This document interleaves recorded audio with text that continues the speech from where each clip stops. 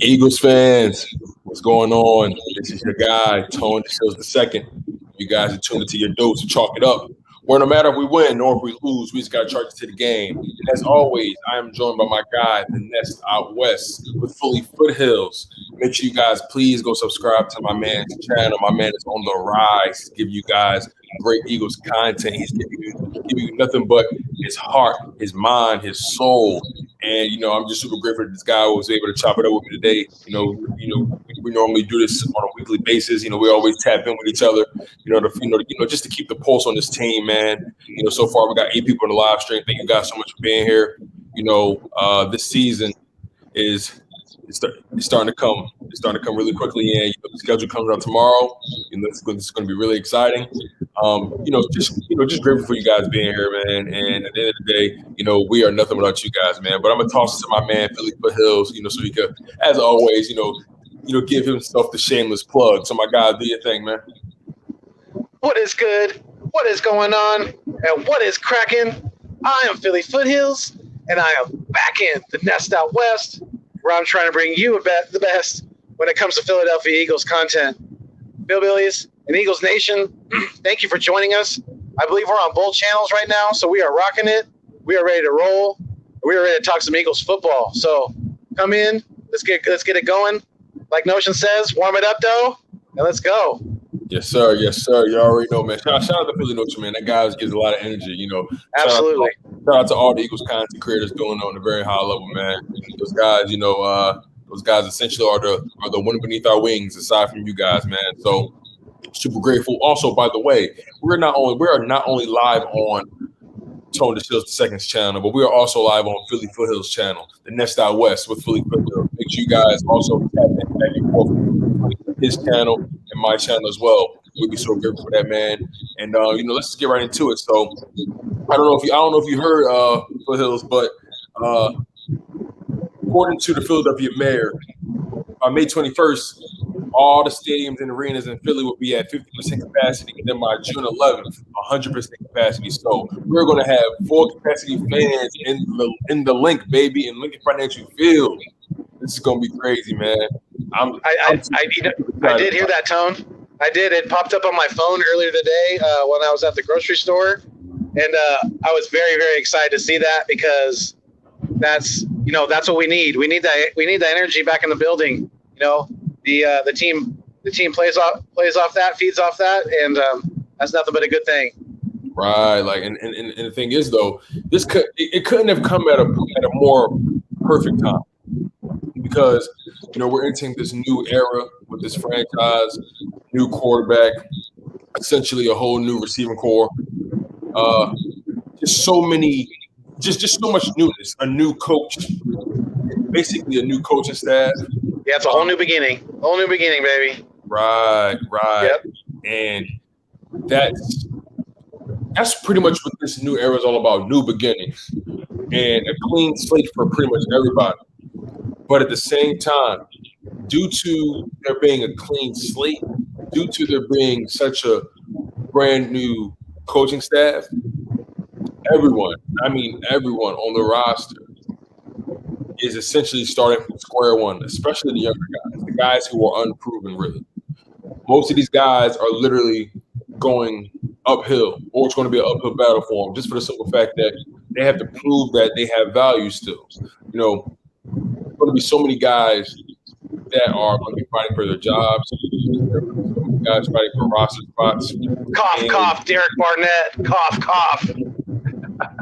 and then to make it even more exciting, we're entering this new play calling system, these new schemes, these new formations. This is going to be a bunch of newness for guys to take in, to retain, and this is going to really separate the men from the boys.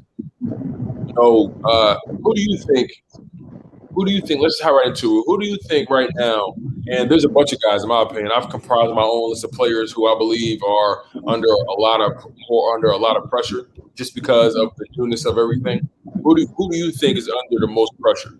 Besides, obviously, Jalen Hurts. I feel like he's the obvious. But besides Jalen Hurts, who do you feel has a lot of pressure on him right now coming into the season? Well, I mean, definitely. I mean, I joke about Derek Barnett with doing the cough noise, but he would be definitely on the top of my list. You know, when you're talking about guys who have things to prove this year, you know, there's some young linebackers like Sean Bradley comes to mind.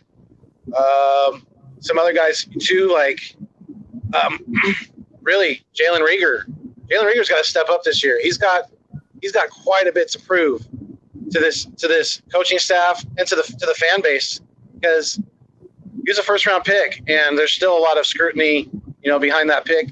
You know, we could have went Justin Jefferson, we could have went Brandon Ayuk, who's with the 49ers. You know, another BC type of receiver, and is you know, been more productive so far than Rieger. But you know, another player that comes to mind when you say that too is Miles Sanders, because that running back room is full now. With us drafting Gainwell, that was a huge steal where we got him in the draft. Absolutely, I think he's gonna get quite a bit of playing time as a rookie. And with us getting Kerryon Johnson, if his knee can stay healthy, this running back room got really crowded really quickly. So when you say, you know, who needs to step up their game, it's Miles Sanders. And especially when it comes to, you know, being consistent with his body, being able to keep himself healthy, being on the field, being available. And also too, you know, he's got to improve that pass catching out of the backfield. So that, you know, that's my thoughts. What are you thinking? So, you know, you mentioned something interesting. The fact that Jalen Rieger was a first-round pick and he's under immense pressure because of that alone. Sean Bradley, I definitely had him on my list as well of guys under pressure. Obviously, Arcega-Whiteside. I also believe Davion Taylor is under a lot of pressure as well, just by the mere presence of Kobe Stevens and Eric Wilson. You know, coming into the fold this year, and Matt Pryor. We don't talk about him enough. Matt Pryor, the guard, pseudo tackle, he is under a lot of pressure to me for the simple fact that we brought in a lot of O-linemen, not just last season in the draft, but you know, this year we brought in Landon Dickerson, center out of Alabama. We brought in the tackle from Buffalo. What's his name? The tackle. We brought in what's my man's name? We brought in. I have it right here. Give me 1 second. We brought in a guy named Kyoto Awasika, who's a tackle. We brought in Harry Kreiner. Yes, sir. You know, we got some guys. We got some guys that, you know, that we brought in this year, and then on top of that, you know, there's guys who have proven that they can play from last season. Guys like Nate Herbig, guys like Jack Church. You know what I'm saying? Those guys are going to push Matt Pryor out of the rotation, because Matt Pryor, in my humble opinion, has never shown anything that would warrant him a roster spot or even a job. He has perpetually been a liability on the offensive line. That's how I see things. Right. Yeah, he has shown no consistency at any position. Matt Pryor, I'm talking about, you know, when it comes to consistency on the offensive line. And yeah, with the pieces that we've added, like you said, last year and now this year, to me he's going to be on the outside looking in, definitely, because we too, you know, we have that. I know we drafted Dickerson, but we also have that backup center as well on the offensive line. I forget I know his last name starts with a J. I'm pretty sure. His name's escaping me right now. But Luke Juriga. You know, Matt Pryor definitely has a lot to prove. I completely agree with you. The name that you brought up a little bit caught my. Yes, thank you, Luke Juriga. Yes, or I'm not sure if he pronounces it. I'm not sure if he's Hispanic and he's done Kelsey next year, possibly. You know, and then if we have Dickerson go to guard, that could be a combination. But what I was going to say was JJ Arcega-Whiteside. To me, I'm gonna disagree with you on saying that he has a pressure on him, because there's so many people that are discrediting him so much. I think he doesn't have any pressure. I think he's like free rolling right now. he shouldn't. I mean, yeah, he should have some pressure on himself. Yeah, I think that, but outside pressure, I don't know, because I think a lot of people aren't really expecting too much out of him. You know, a lot of people are already calling him a bust, things like that. You know, the umbrella man. You know, he's catching a lot of flack for that. You know, for just being so unproductive. But you know, we have to give him a little credit too, because was that a lot to do with the coaching? Was that a lot to do with how he was used in different situations, different packages, things like that? So, you know, and he was, you know, I'm pretty sure he was a pretty high draft pick, right? He was a second round pick, if I'm not mistaken. Correct. A lot of people scrutinize the pick, obviously, because we could have taken DK Metcalf right there.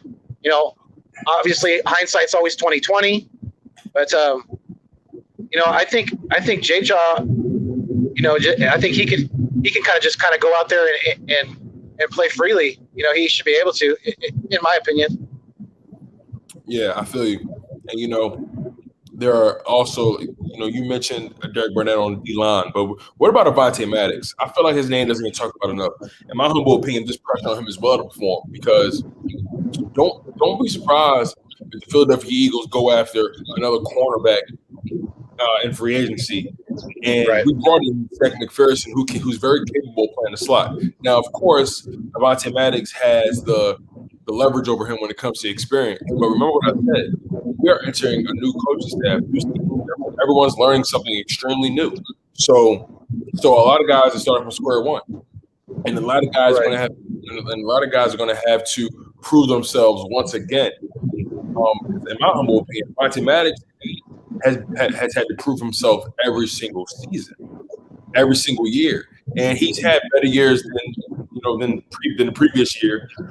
But Avonte Maddox, undersized, is not consistent, and he's under a lot of pressure to me. You know, especially when you have guys behind him like a Craig James, like Michael Jaquette, who pretty much was thrown into the fire last season as an undrafted rookie. Didn't really get a fair shake because they didn't guard DeAndre Hopkins all game. That's not really a good way to come into the league. Not at all. Taking advantage of a guy like that. And then we have a guy like Kevon Seymour, a nickel corner, Braylon Arnold. There's just a lot of young guys who are hungry, waiting to prove that they're capable. And Avonte Maddox can't rest on his laurels, no matter how much equity you built up in this organization. Doug Peterson is gone. That coaching staff that you built up equity with is gone. Right. So you have to prove yourself once again that you are capable of either playing the nickel. Well, actually, he is going to play the nickel. I highly doubt him putting Avonte Maddox on the outside. I don't see Gannon putting him outside, and that's kind of my fear for if we don't pick up. You know, we kind of have to, unless we're going to put one of these other guys outside. I don't want to put Zach outside as a rookie. I think that would be very, very bad to start off his career, and I think that would be kind of throwing him to the wolves out there on the outside.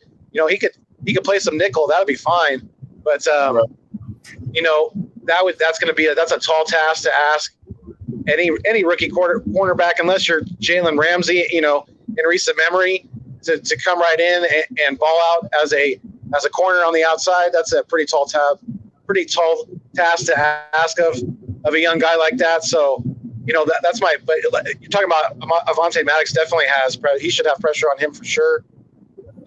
He's going to have to produce in the nickel, or maybe possibly play some safety, but I don't know. I think there's a chance that Avonte Maddox might not even make this roster. Wow. You see, it's funny. I don't know if I would go that far, but he's definitely at risk of being knocked down the depth chart a little bit. Mm-hmm. You know, I wouldn't say he can. I wouldn't say he won't make the roster just because he does. He still has the essentially but outside of Darius Slay, he has the most experience in the cornerback room specifically. He has the most experience. It's a tall tale. It remains to be seen, but it's going to be really important for these Philadelphia Eagles. It's going to be really important for Philadelphia Eagles to find someone in free agency who can maybe bring it on a 1-year deal, a prove deal, or Maybe they can make a move. I don't know. But something has to change for the defensive backs. That is still a liability for us. Darius Slade can't hold it down for everyone. Some people believe Avonte Maddox is only going to get better, but his size will always be an impediment on his game. He will always have to compete with these bigger, stronger wide receivers who are getting faster. They can run just as fast as you, and they're bigger and they're stronger. So how can you really separate yourself? How can you make your claim as a definitive starting corner? You have to take your game to another level. This is going to be an important year for everybody. This is an important year for everybody involved. This is an important year from everybody from the front office all the way down to the kicker. And don't get me started on Jake Elliott. Jake Elliott needs to put a lot of pressure on himself as well. We need to bring some competition in for Jake Elliott because he's missed a lot of games. Yes, Jake Elliott definitely needs a paper, rock, scissors partner for sure. He needs, like we've been saying, iron sharpens iron. We need that competition at every single position. I feel, I think, if I'm not mistaken, we're starting with a new punter too. So, I think we need to bring in, as much competition as possible. Keep these guys fighting. As long as they're not, even if there's a few, like I think I mentioned in my last video, even if there's a few scuffles in camp, that's not necessarily a bad thing. If we could weed out the guys who can't necessarily hold up to that competition, then that's nothing but a good thing for me in the long run for this organization. So if, we need to have that consistently, that consistent, how do I put it? That no lax. There was way too much lackadaisical conduct going on in practices, in camp last year, things like that. Guys were chopping up rap videos during the season. In the middle of the week, things like that. Don't get me wrong. I love that type of music, but there's a time and a place for everything. And when you're a professional athlete, your time is supposed to be dedicated to your craft and to this organization. So, you get paid handsomely for a reason. Your time is very valuable for a reason, and you need to hold up to that responsibility. And there was a lot of guys on this team that didn't last year, and I'm really, really hoping that. I think it is going to change, with this new coaching staff. I don't think Sirianni to me comes across as a no BS type of guy. So I think the players are gonna understand that from the get, and they're gonna like it, and it's gonna grow into something good. I have a really good feeling about. He just has. I know Sirianni's been, he's got some flack, with his speaking and things like that. But I just have a really, really good feeling about this guy. I do, and I'm a poker player. I play poker. I consider myself a pretty good poker player, and I'm a pretty good read of people, things like that. So, right. I got a pretty good read on Sirianni. I call.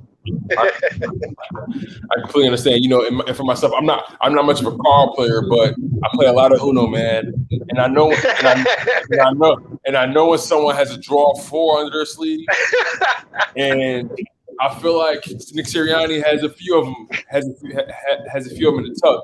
The question is, how will he play them? The question is, will he unleash the full clip too soon? Well, it's going to really be something to really pay attention to. I'm paying attention to everyone's habits this year. Like you mentioned, guys were lollygagging. There was too much of a lax attitude, even in the practices, in and of themselves. Let's be real. This past season, due to the pandemic, they were kind of leading up to the 2020 season. A lot of footage was coming out from the practices. There were live streams. Davis Padero. What's my guy's name that does the breakdowns for the team? I forget his name, but Fran Duffy. Fran Duffy. Yeah, shout out to Fran Duffy. But I'm just watching these guys, man, and there was just no level of urgency at all. Guys were posing in the camera, trying to get stop it, please. Right. Stop it. Stop it. Half of y'all weren't even on the Super Bowl winning roster. So stop it. Stop it. There's no time for the lollygagging. There's no time for anyone who's not committed to the mission. That's my biggest thing. If you're not committed to the mission, I don't want you here.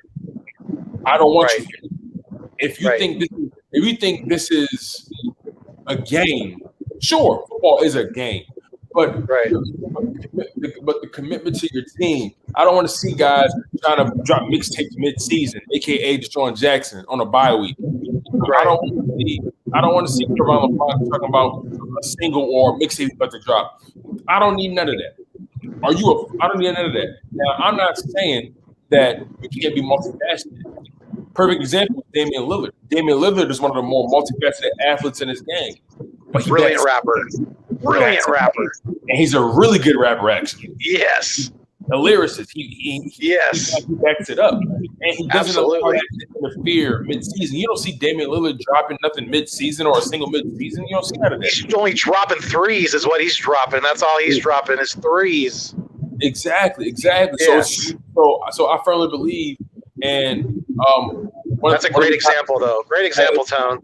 It's really important for a culture to be set. It's really important for a precedent to be set.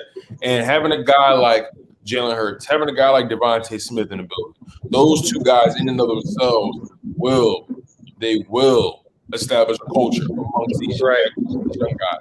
They're going to be especially when it comes to the offense, outside of the O-line, Jalen Hurts and Devonta Smith are essentially going to be the adults in the room. Devonta Smith already carries himself like a veteran. Jalen Hurts. Oh, yeah. And high praise from the Alabama coaching staff about his professionalism, things like that. So, yes, definitely, I agree with you. His character is phenomenal. For how young he is, he's very, very mature. He's definitely beyond his years, in my opinion. And, I'm excited for this kid. I really am. I'm just trying to decide what I'm going to call him. Am I going to call him the Slim Reaper? Am I going to call him Smitty? I don't know. Hey, listen, man, I'm all hands on deck with the Slim Reaper, dog. That's how I'm right. I like it. The Slim Reaper.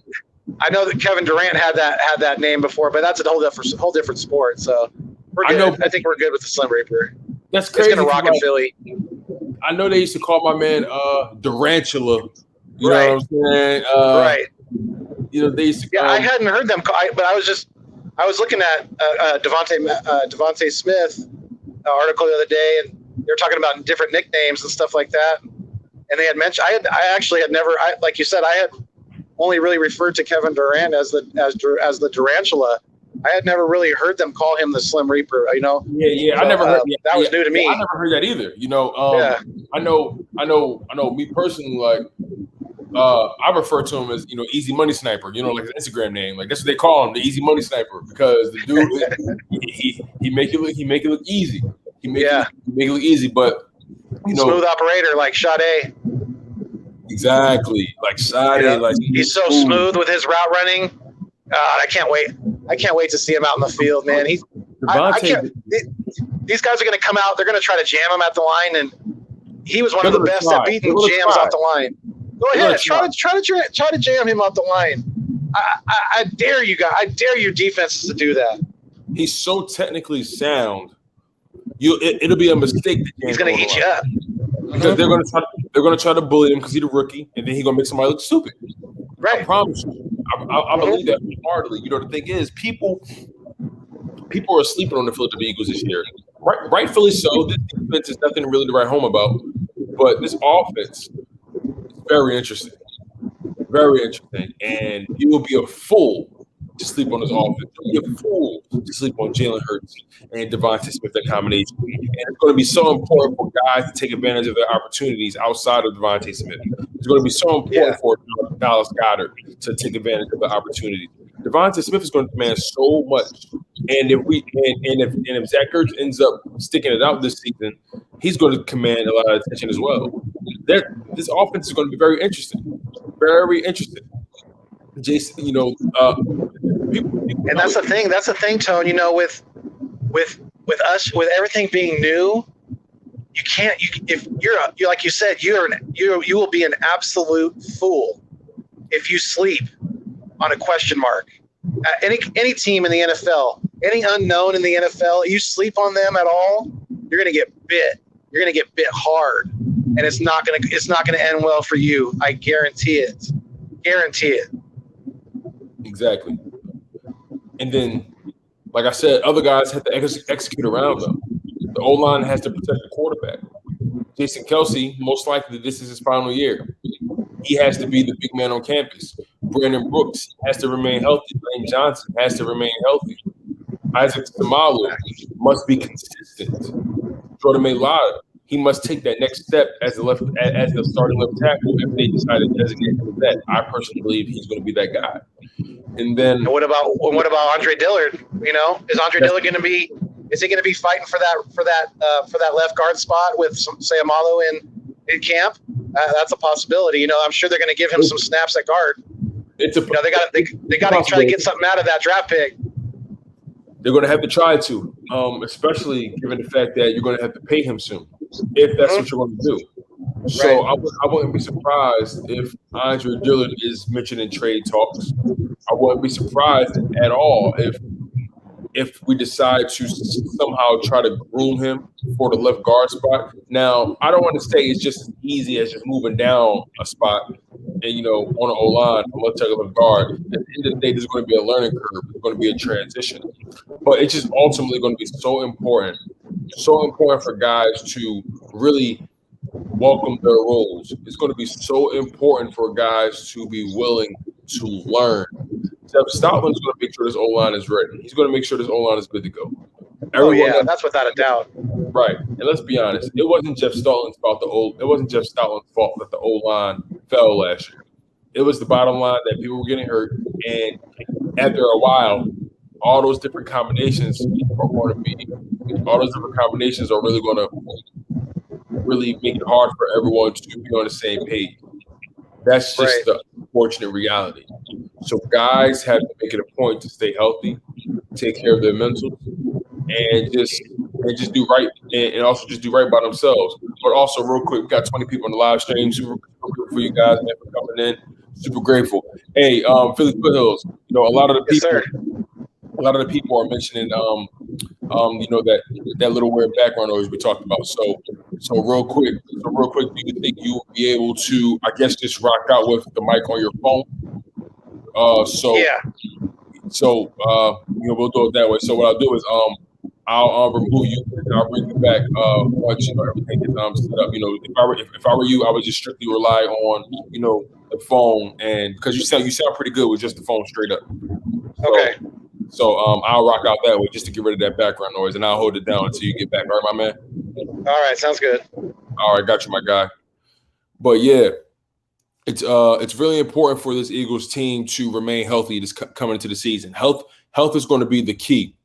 Health is really going to be the key coming into the season. We cannot afford to force guys out there that just aren't good to go. If they aren't good to go, then it is what it is. You take a beat, you get healthy again, and then we'll take it 1 week at a time. It's no worries. It's no worries. Guys just have to be willing to take the word that's coming to them from the guy, you know, from the coaches. They have to be willing.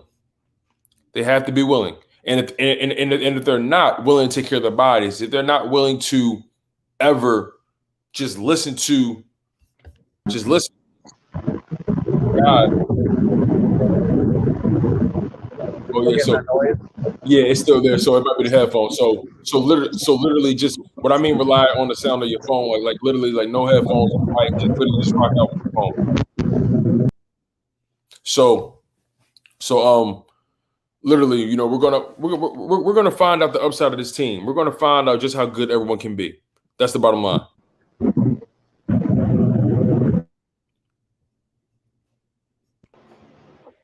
All right. So it's echo. All right. So I hear myself. That was kind of weird. So Nest Out West, there's an echo. So You might have to fix. I'm trying to think. You might have to fix where your sound is coming from.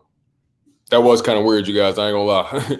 It was so weird hearing myself. I normally don't hear myself. So, but we had so many different lineups, and when you got that many different lineups, it's hard for guys to really be on the same page. It's difficult. It's impossible. It's impossible. But I'm really looking forward to this coming season.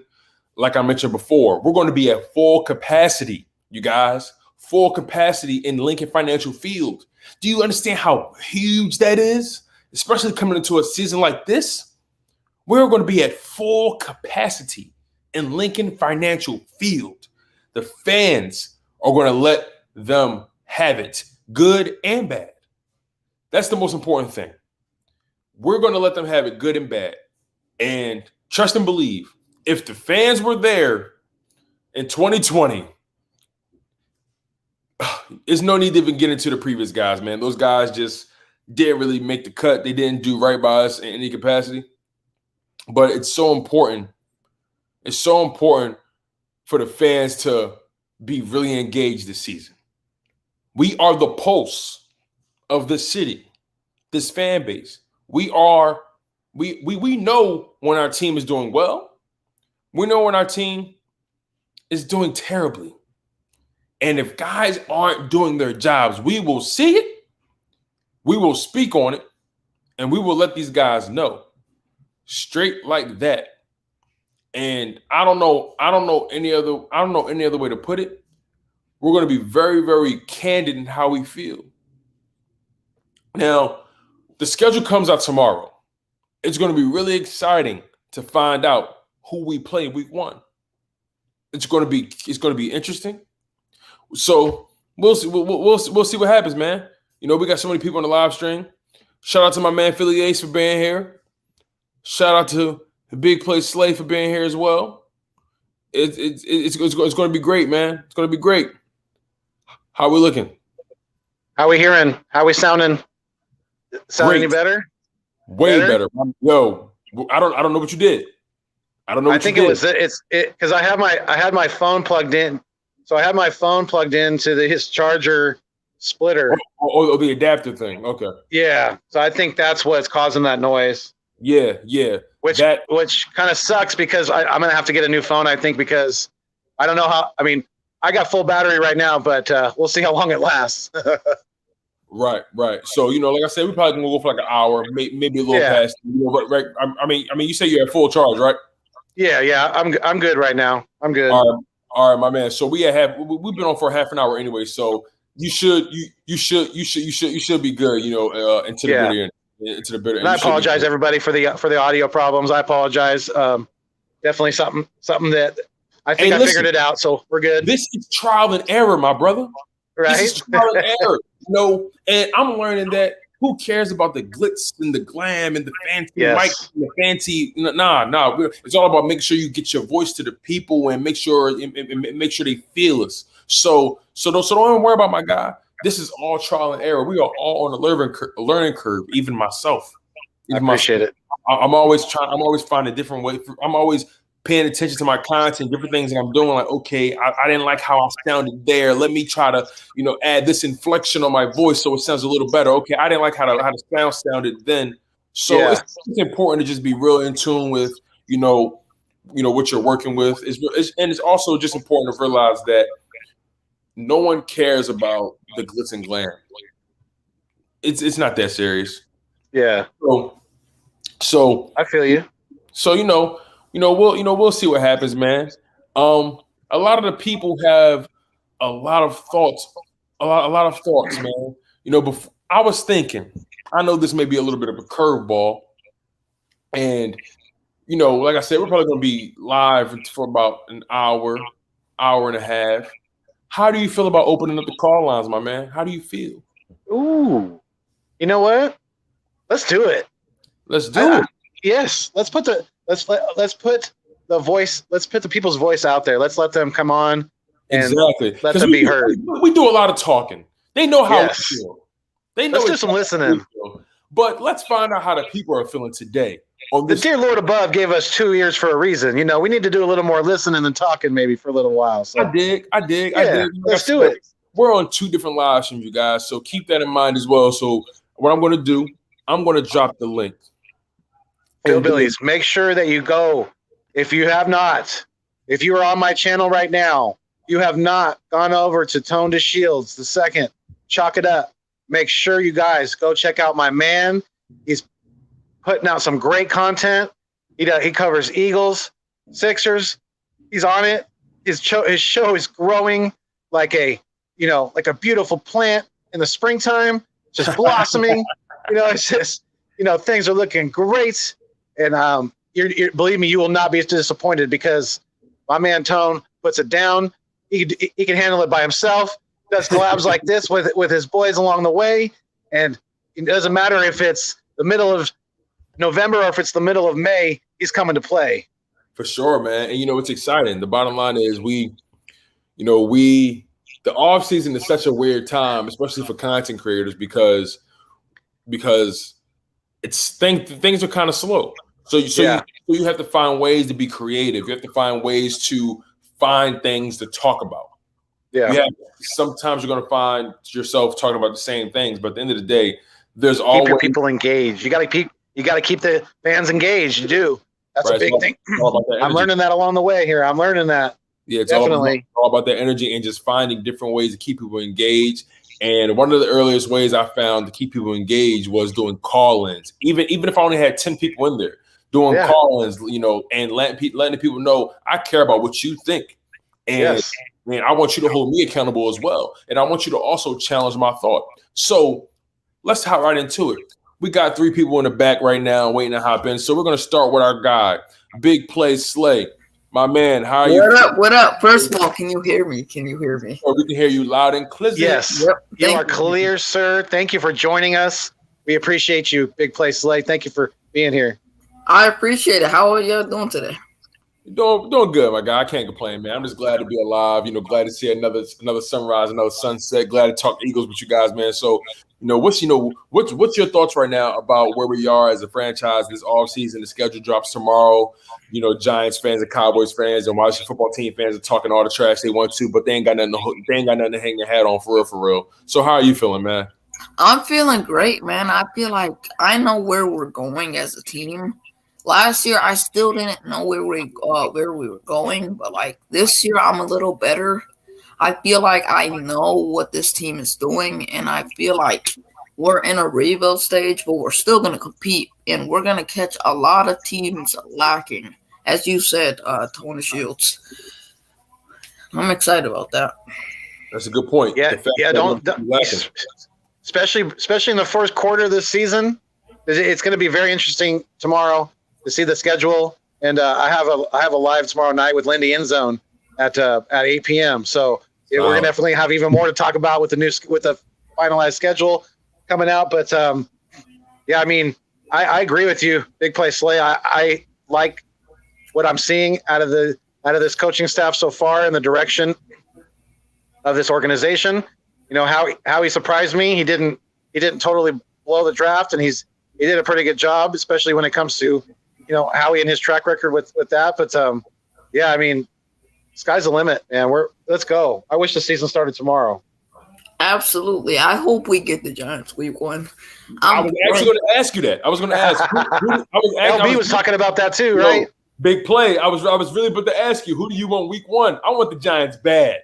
I want that team bad. Like, I want them week 1. That's the only team I want. I don't care about the Cowboys or Washington football team.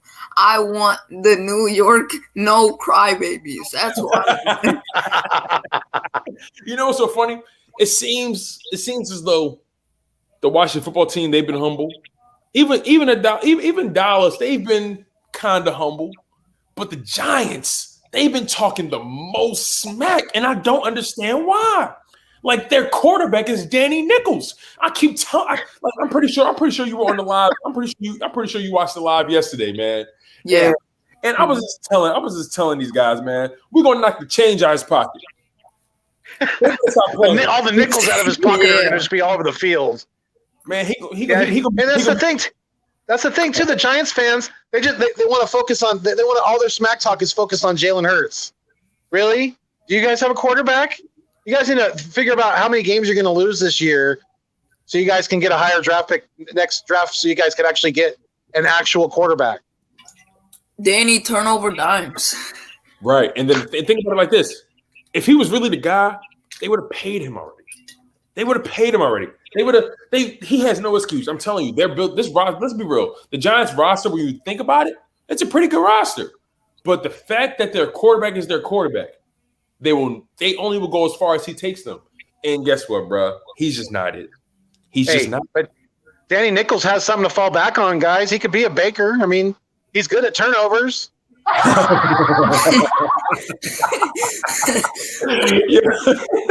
Yeah. Hey, listen, call him the Big Apple turnover. For real, man. But Big Blitz Slay, I want to ask you some more about this I want to ask you some more about when it comes to all the rumors we hear about, hey, should we go after Aaron Rodgers? Should we go after Russell Wilson? Should we go after Deshaun Watson? And my thought process is, yes, the Eagles have flexibility with their draft capital. But please kill the quarterback trade rumors. Let's live in this moment with Jalen Hurts. What are your thoughts about that? Here's the thing. I don't think we should do that.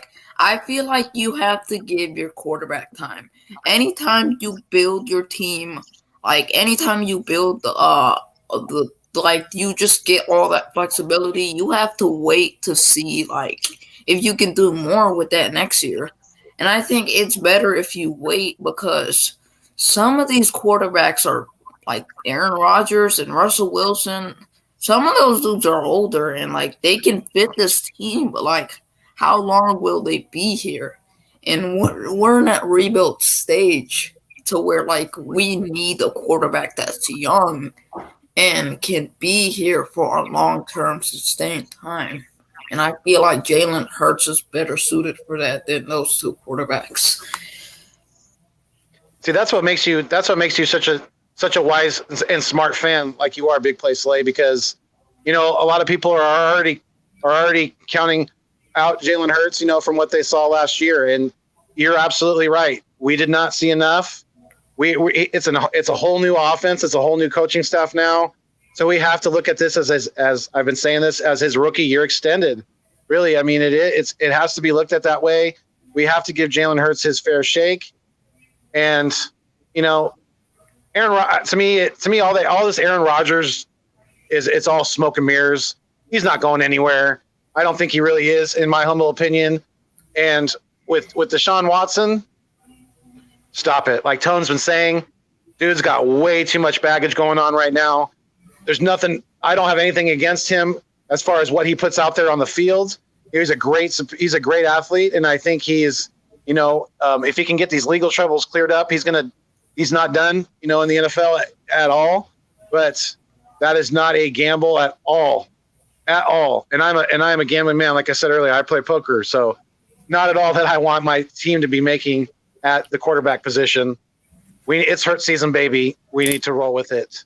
Absolutely, Hurt season indeed. No, seriously, and on top of that, it's like we have to look at this as like a blessing in disguise.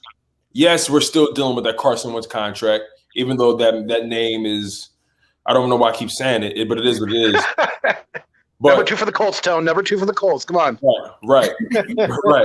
But let's be honest with ourselves. We're going to get from under that $36 million cap hit. We'll be fine bouncing back from that. And also, the Eagles need to look at this as a blessing in disguise because now you have the capital to really rebuild this roster around a young quarterback who's still on his rookie deal. Facts. Yes, he doesn't have a fifth-year option. So you can say you have 3 years to get this roster right before you make a clear-cut decision on if you want to keep rocking with Hurts or you want to go in a different direction and draft the next up-and-coming quarterback who's going to, be lights out. And at the end of the day, the roster will be more complete. Or if you want to take a chance on one of these, talented quarterbacks who become disgruntled. anything can happen. But you have to make it a point to build this roster first. You can't put the cart before the horse. Exactly. This team is not ready to win anything yet.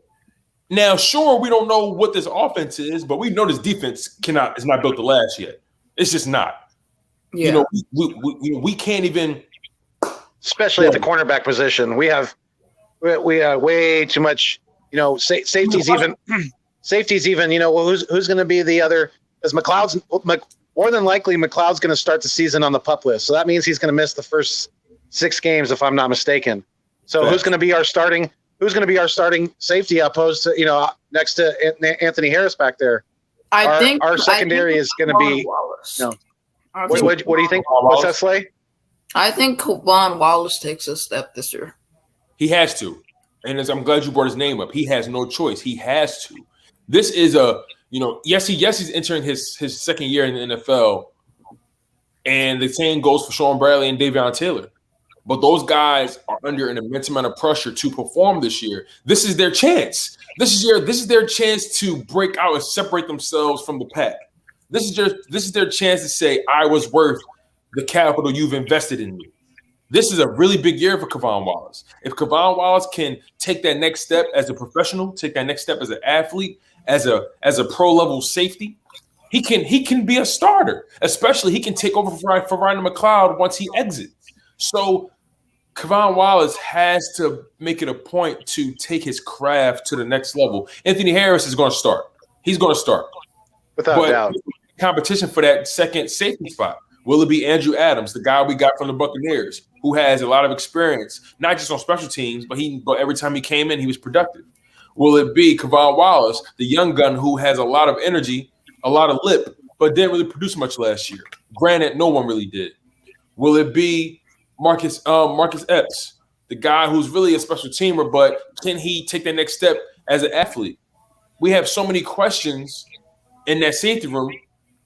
We don't have enough answers. Too many questions, not enough answers. Right. But Slay, before we bring the next person on, was there any final thoughts you wanted to get off about this team, our draft, our draft, our coaching staff, our front office, our owner? What your expectations may be for Jalen Hurts and Devonta Smith combined? What your expectations may be for Jalen Reagor or the O-line or the D-line? Before we get you out of here and bring in my man Lindy Endzone, what are your final thoughts on this team? I think this team is going to be good this year. I'm not going to be one of those Eagles fans that just says this team is just going to be garbage, because that's not how I think. I think this team is going to be actually really competent. I think I'll say it again. I think they're going to catch some teams slipping this year. I feel like they're just going to be in that process where they just know they're going to be in that rebuilding stage, and then they beat some teams here and there. I feel like this team is going to be actually really good this year. Something just tells me Hurts is getting the guys up. The team is rallying behind him. I feel like Devonta Smith will I feel like he'll have 700 yards to 800 yards here and there. I think Reagor will be really good this year. Dallas Goedert will break out. This whole team is going to be actually really good. Solid, man. Solid. Yeah. Listen, Big Play Slay, as always, super grateful for you, man, for rocking out for as long as you always do, man. You've been one of the earliest subscribers. You've been a supporter of mine from the very beginning. Mine too. Thank you, Slay. We appreciate you.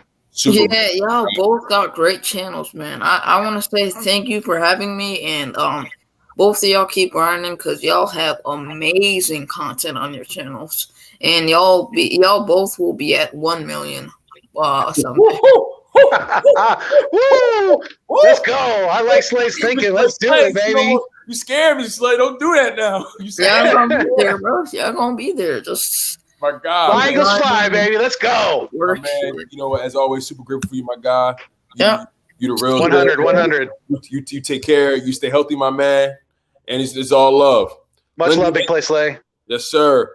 Now I'm bringing in my man, the myth, the legend, the Dallas Mavericks fan who's rocking out, doing his thing.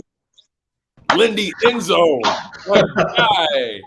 What's going on, Lindy? How you doing, man? Yo.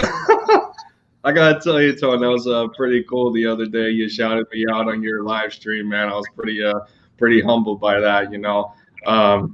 I just wanted to bring up the fact that us content creators, it's crazy how much we resemble the same embodiment of the players, the players for the Philadelphia Eagles. How we just how we look out for each other, and how simple we are as human beings of just treating each other with that kind of respect. It's quite amazing. Not gonna lie. Big time, bro. Big time. And it's funny he said that Nest Out West because I feel like our fan base gets a bad rep. Our fan base gets a bad rep as if we're completely unyielding, uncompromising, we're unfair. And sure, we hold our athletes accountable, right? Sure, we hold our organizations respectively accountable. But you can't. And we hold our content creators accountable too. We hold each other accountable. Exactly. You can't say we don't love this franchise. You can't say we don't support each other. The notion that we shout out to my man Philly Notion. The notion that we're just these cutthroat people who could care less about the next person is ridiculous. It's the furthest from the truth. We hold each other down as content creators. We support each other. We show up in each other's live streams. We pop in, we like, comment, and we subscribe. We share each other's content amongst each other, man. We're not afraid to collab. It's an ecosystem that we're building of content creators. And I'll be honest with you, my man. Like I don't want to familiarize myself with anybody who's not about the people, who's not about the culture, not about the ecosystem, not about just building a healthy ambiance for us to really talk sports. Now, sure, we're going to talk our trash. We're going to always beef with other fan bases. That comes with the game. We're tribal. It's all a part of it. But I'm not with guys who are down in other Eagles content. I'm not down with another Eagles content creator downing another Eagles content creator.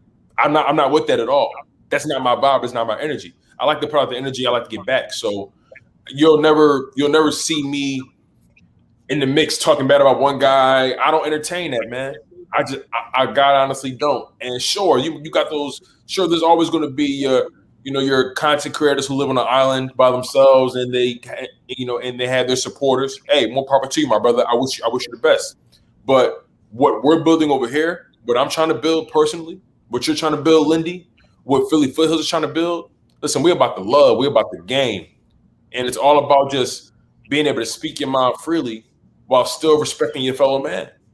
It's crazy how we share the responsibility to maintain that kind of culture on our end, especially when we're talking about our football team, and it just takes that one bad egg that's going to give everybody a bad reputation. And it's just important to keep that sort of thing in mind, especially if it's an idea of yours and if you got inspiration behind you to want to create your own channel. It's like, there's more that goes into it, and you eventually find that out after you start.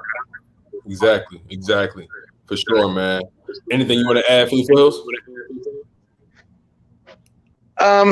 Just that, I was talking about it with my wife earlier today, that you guys brought it up, and she's saying, well, don't all teams have strong fan bases? And I'm not on YouTube, not like the Philadelphia Eagles do. Our community on here is pretty dang dong strong.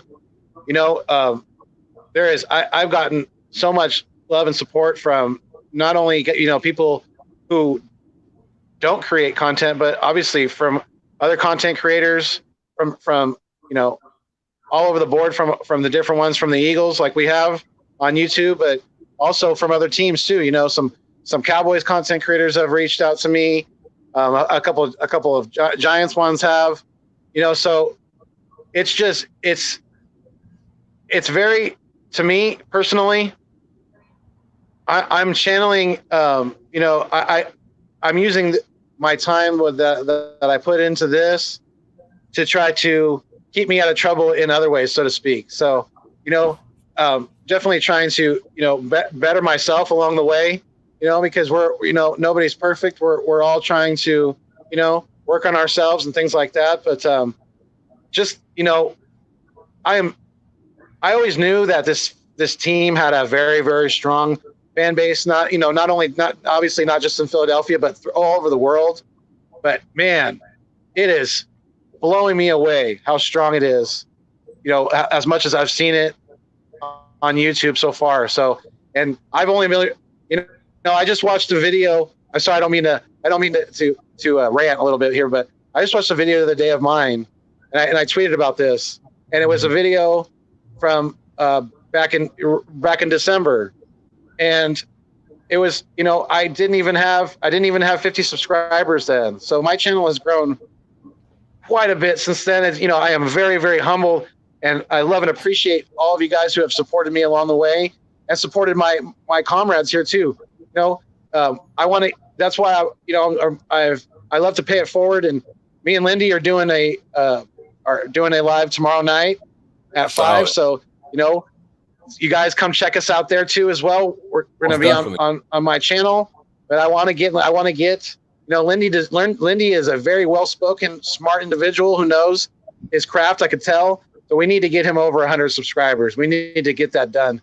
very quickly here. So let's do it, guys. Come on. You guys go subscribe to my man, Lindy Endzone. Definitely. For sure. Yeah, definitely subscribe to my man, Lindy Endzone. Definitely on the rise, man. But, you know, let's talk about these Eagles. Lindy, what's on your mind when it comes to these Philadelphia Eagles right now, all things considered? I mean, if I can keep it current, I guess, without giving too many nuggets away, because I do want to save some good stuff for the collab tomorrow with you know, Philly Foothills. But for those that may or may not know, Kerryon Johnson had his presser today with the Philly media, and I'll tell you what. Jordan Howard's in trouble, guys. He's definitely in trouble in this running back rotation with what I'm hearing from Kerryon and the you know, just the array of questions that you know, some of the guys have been asking him. You know, he's saying all the right things. He feels that his meniscus is in good shape. He thinks he's at about 100%. And I mean, I guess just the way he plays the game, and you know, he hasn't necessarily been consistent, and that's not exactly to the detriment of him. I mean, outside of the meniscus tear, but you know, going back on some of his statistics, and you know, you're talking about a guy who in his rookie year was averaging about 5.3 yards a carry. So I mean, that's pretty damn impressive, to say the least, especially when you consider a Lions offensive line that isn't exactly up to par with how the Eagles have been able to construct theirs over the last few years with consistency and, you know, like top 5 in the league. So you can imagine and you know, that's the biggest thing when we consider health is the offensive line. So you can imagine with how healthy the offensive line can maintain themselves this year, and you put a back, you know, next to the quarterback and Jalen Hurts and a guy in Kerryon Johnson, depending on how the rotations can be. I feel that I feel that he may have a chance to impact the game a little more than Jordan Howard.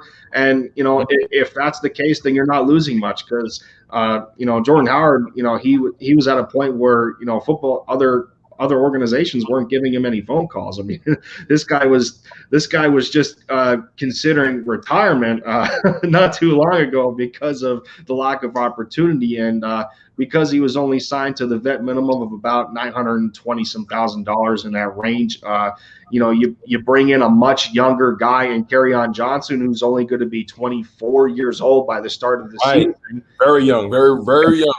Still has a lot left in the tank, in my humble opinion. I'm telling. Yes. I don't know. I'm telling you, there's Jordan Howard's in trouble. That's all I can tell you is from that. He's in trouble, and I know. In my opinion, we're not going to keep both of them. I just don't see it, especially on how the running back group as a whole, how their skill sets mesh with each other. I mean, there's too many guys with similarities, and, you know, at some point you're going to have to shrink that room down to size where we may only bring in, you know, 3 to 4 players to dress on game day. You said something really important. You said the fact that there's a lot of guys on this roster with similar skill sets that kind of do the same thing when it comes to the running back. And that's going to be a problem for some guys. The question is, can you differentiate yourself? Can you separate yourself from the pack? Obviously, Miles Sanders is safe. But when it comes to those remaining 2 running back positions, we're going to find out who can stand out. I believe Kenny Gainwell and, like you said, Kerryon Johnson is going to be the ones to stand out. Jordan Howard, so many guys have so much to prove. Boston Scott. But we'll find out. Yeah.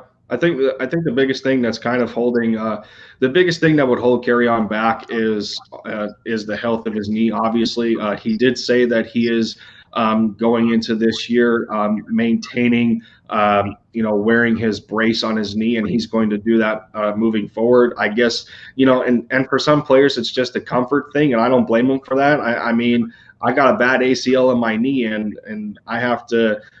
As much as I don't like to wear a brace when I play basketball, I have to any chance I get just to risk that, just to reduce that risk of anything happening again. So, but yeah, we bring up the whole idea with these players having similar skill sets, and we bring up Boston Scott, and the one thing that kind of sets him back is that he's not the greatest in special teams, and that's one of the especially in the running back room, that's one of the bigger contributions.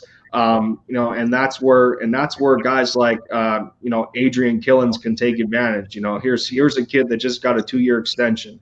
Obviously the organization and the coaching staff see something in him outside of that negative 13-yard play that he attempted on a screen in the San Francisco game. So I don't think we can base this kid off of that play alone.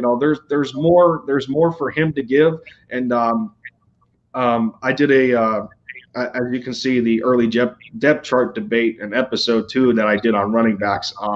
For my top 4, Adrian Killins was actually my 4th guy, and I predicated it solely on special teams because I feel that he has an explosiveness to him that can really impact special teams, whether it's on kick or punt returns.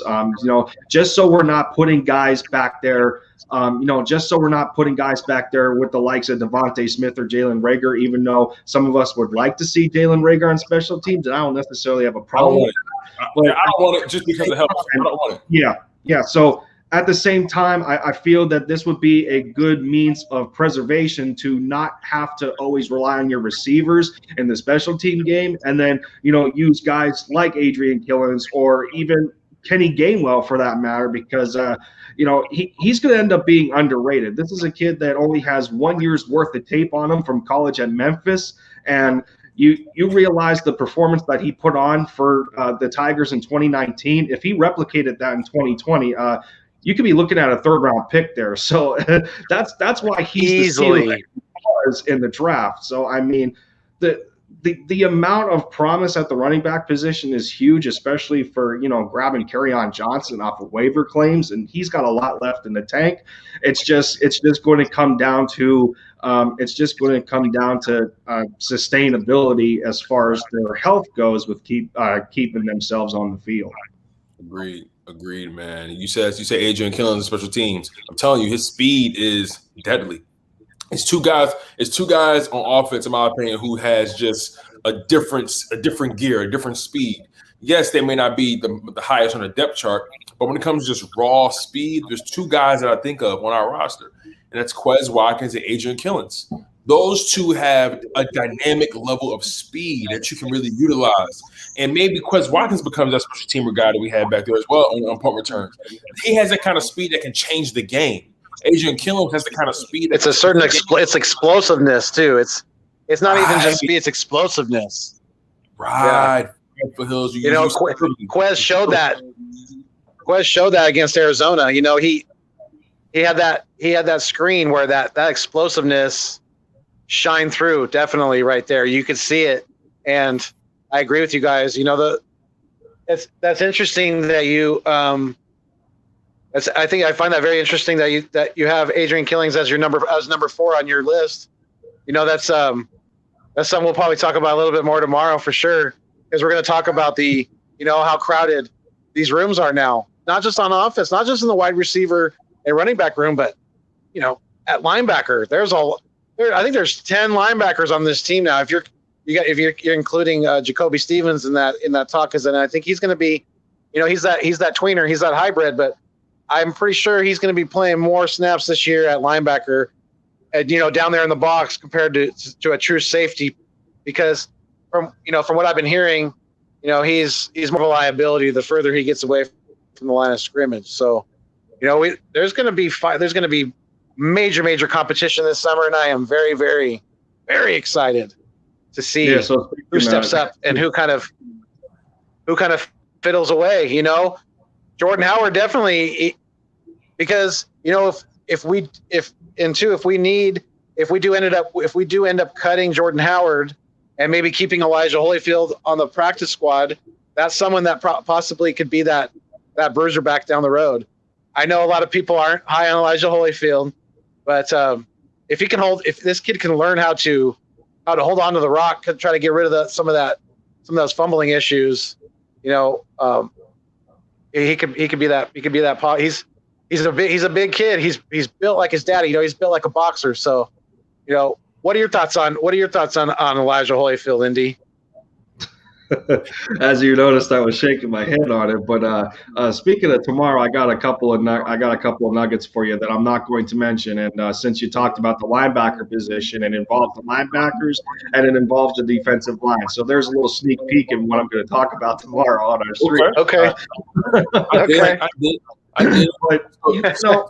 So Lindy, before we bring the next person up, do you have any final thoughts on this roster? Do you have any final thoughts about this defense, the offense, the coaching staff, the front office, the decisions that have been made, maybe the decisions that have yet to come? What are your expectations? Maybe we make another move in free agency. Maybe we trade for a guy. Will Zach Ertz be here? What are your thoughts, before you head out of here, man? If I can compile as much as possible. But Nikki brings up a point as well. She says, what do we have against drafting safeties or even drafted safeties? Talking about Kayvon Wallace and McLeod were undrafted. So Kayvon Wallace, I remember, was a fourth round pick out of Clemson. So Wallace was a fourth rounder, and McLeod, I believe, was undrafted. But that was undrafted by the Rams, though, I believe. So I mean, it's crazy because as we know, the NFL these days seems to be changing into like a league of positionless players, and that's just how it's going to evolve from now on. Is that we want to bring in guys with with like a broad skill set of capabilities. I mean, you look at a guy like who can I bring up without giving anything away? I can't think off the top of my head, but as we know, Jacoby Stevens was a mix between the linebacker and safety position. He's built more like a linebacker, so that's one thing you can consider. Zach McPherson has a little bit of that kind of versatility. He was a big contributor on special teams at Texas Tech, and that's something that's very important for any NFL squad, especially the Philadelphia Eagles. But I guess to close out, since you asked me, Foothills, about Elijah Holyfield, I mean, we have to think of this at the same time. 2019, 2020, and now 2021. Jordan Howard was maintained on the Eagles at some point in some time 3 different seasons. And Elijah Holyfield still hasn't been able to climb up the depth chart. So it just doesn't make sense to me whatsoever as to why he's still here if the Eagles are willing to bring guys back like Jordan Howard, who suffered that shoulder stinger, who's that bigger profile type of back, and then you bring in Kerryon Johnson. So it's like the cards just continue to be stacked against Elijah, and it's like I don't know, and I understand that he was designated. He was on a designated contract for the season, but I just don't know, what they're trying to do as far as pushing him to his limit. I just don't see it. It has to be something there because he's still on his roster. It has to be something. Now, is it fair to say maybe that the previous coaching staff, they kind of prioritized the veterans over, the younger guys, and they kind of always went with the old trusty you know, the old trusty guys. You know what I'm saying? Right. And Boston, but he's a trusted commodity when it comes to that's true. You know, they trust. So maybe this is the year Elijah Holyfield can take that next step with his new coaching staff. Maybe he can prove it to those guys, because remember, those guys, all they have on him is what they probably barely saw, and you know, previously with the other coaching staff, but they really don't know what this guy is. Maybe if Jordan Howard doesn't make the roster, Elijah Holyfield can, you know, take that next step. But regardless, like you said, there's just too many hurdles he has to jump. And I just don't see Elijah Holyfield making the cut, just because there's just too much talent. There's too many guys in front of him that do more than just one thing. And he simply just isn't dynamic enough to probably be utilized in the way that he would like to be in this roster. But you know, it's crazy, because we even seen Elijah get activated week 16 in the quote unquote tank game against Washington, and he still didn't see the field. and that was at the time where Miles was battling an injury. I think he had a hamstring strain. It was grade 2, and Elijah still wasn't on the field. I mean, they kept guys like Boston Scott out there, and Jason Huntley even seen snaps. So I don't know, man. It's just crazy to think about, you know, that kind of dysfunction that you know, we witnessed last year. But you know, we're in a brand new like you know, the atmosphere. It's a breath of fresh air. So that's all I can. It's a whole new era in Philly, baby. It's a whole new era. Yeah, sure, man. Jonathan Hall. We appreciate you coming on, Lindy. We do. Yeah. Big time, Lindy, man. You've been rocking from the beginning, man. You've been a huge supporter of mine, a huge supporter of Philly Foothills, man. We support you as well, my guy. You know your grind. Just keep on pumping out the content whenever you can. If you're in the car, if you're walking to the car, you know, if you take out the trash. If you get, you know, if you're at work, if you're at work and you're on break, you know what I'm saying? Whenever you can, pump out the content, bro. I promise you, because consistency, people respect consistency more than anything. When you're reliable, when you have that tried and true formula, people respect it. People say, "Damn, he dropping videos no matter what." Damn, he dropping videos while he grocery shopping. He dropping videos while he in the office. He dropping videos while he on his shift. He dropping videos when he walk into the car. He dropping videos when he in the garage, you know, just fixing something real quick. You know, it's like you have to just, whenever you get that itch, whenever you get that thought, get it out there. Get it out there, man. And it doesn't have to be all refined. It doesn't have to be pretty. Just get the content out, because it's all about your mind. It's all about, you know, it's all about the energy you putting out there, and people will gravitate towards it. People will respect the work ethic, the consistency, my man. So keep on grinding, bro. You know you got my support. Absolutely. Yes, sir. Absolutely, mine too. For sure. And before, make sure you guys, and I repeat, make sure you guys go subscribe to my man Lindy Endzone, please. Let's go show my man mad love. He puts out Dallas Mavericks content along with Eagles content as well. A very unique guy.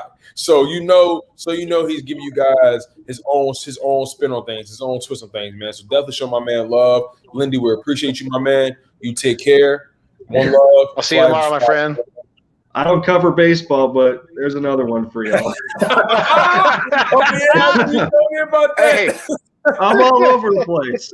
Oh man, hey, listen, you gotta love it. You take care, my guy. Take care, Tom. Much love, Lindy. Much love. Next, we're bringing on my man Philly Ace, and then after Philly Ace, we're bringing on Birdman 951, and then after Birdman 951, we're bringing on Messiah. So let's go. Philly Ace, my man, my guy. How we feeling today? What's up, Tony DeShields? My man, super grateful that you could rock out with us, my man. Super grateful.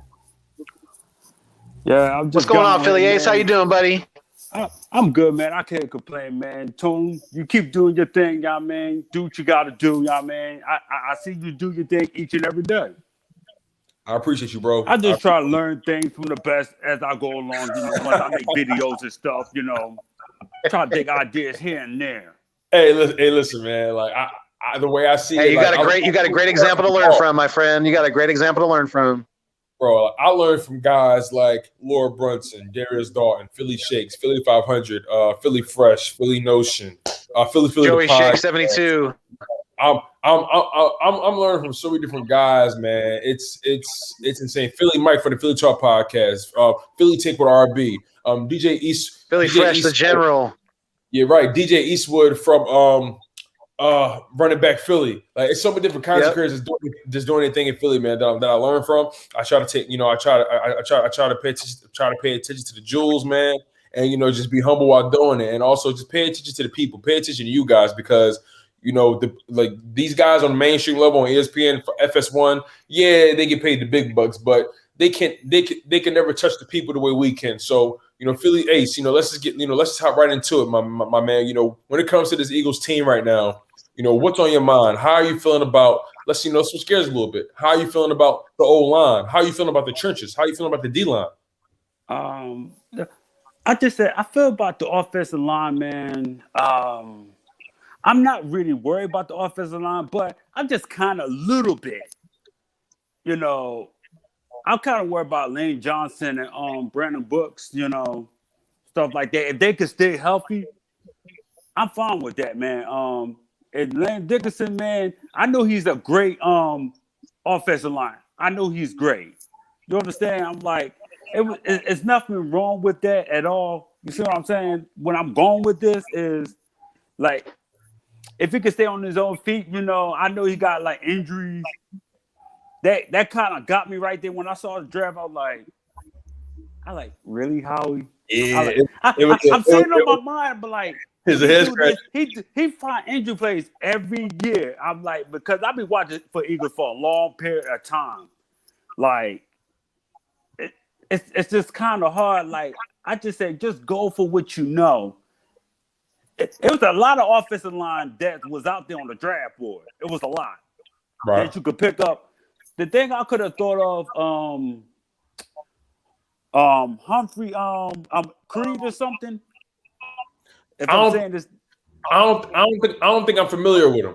But to your point, yeah, we always seem to fall into this loop of drafting guys who, if they're healthy, they're top 10, top 20, and I get it. Landon Dickerson, if he's healthy, Creed Humphrey.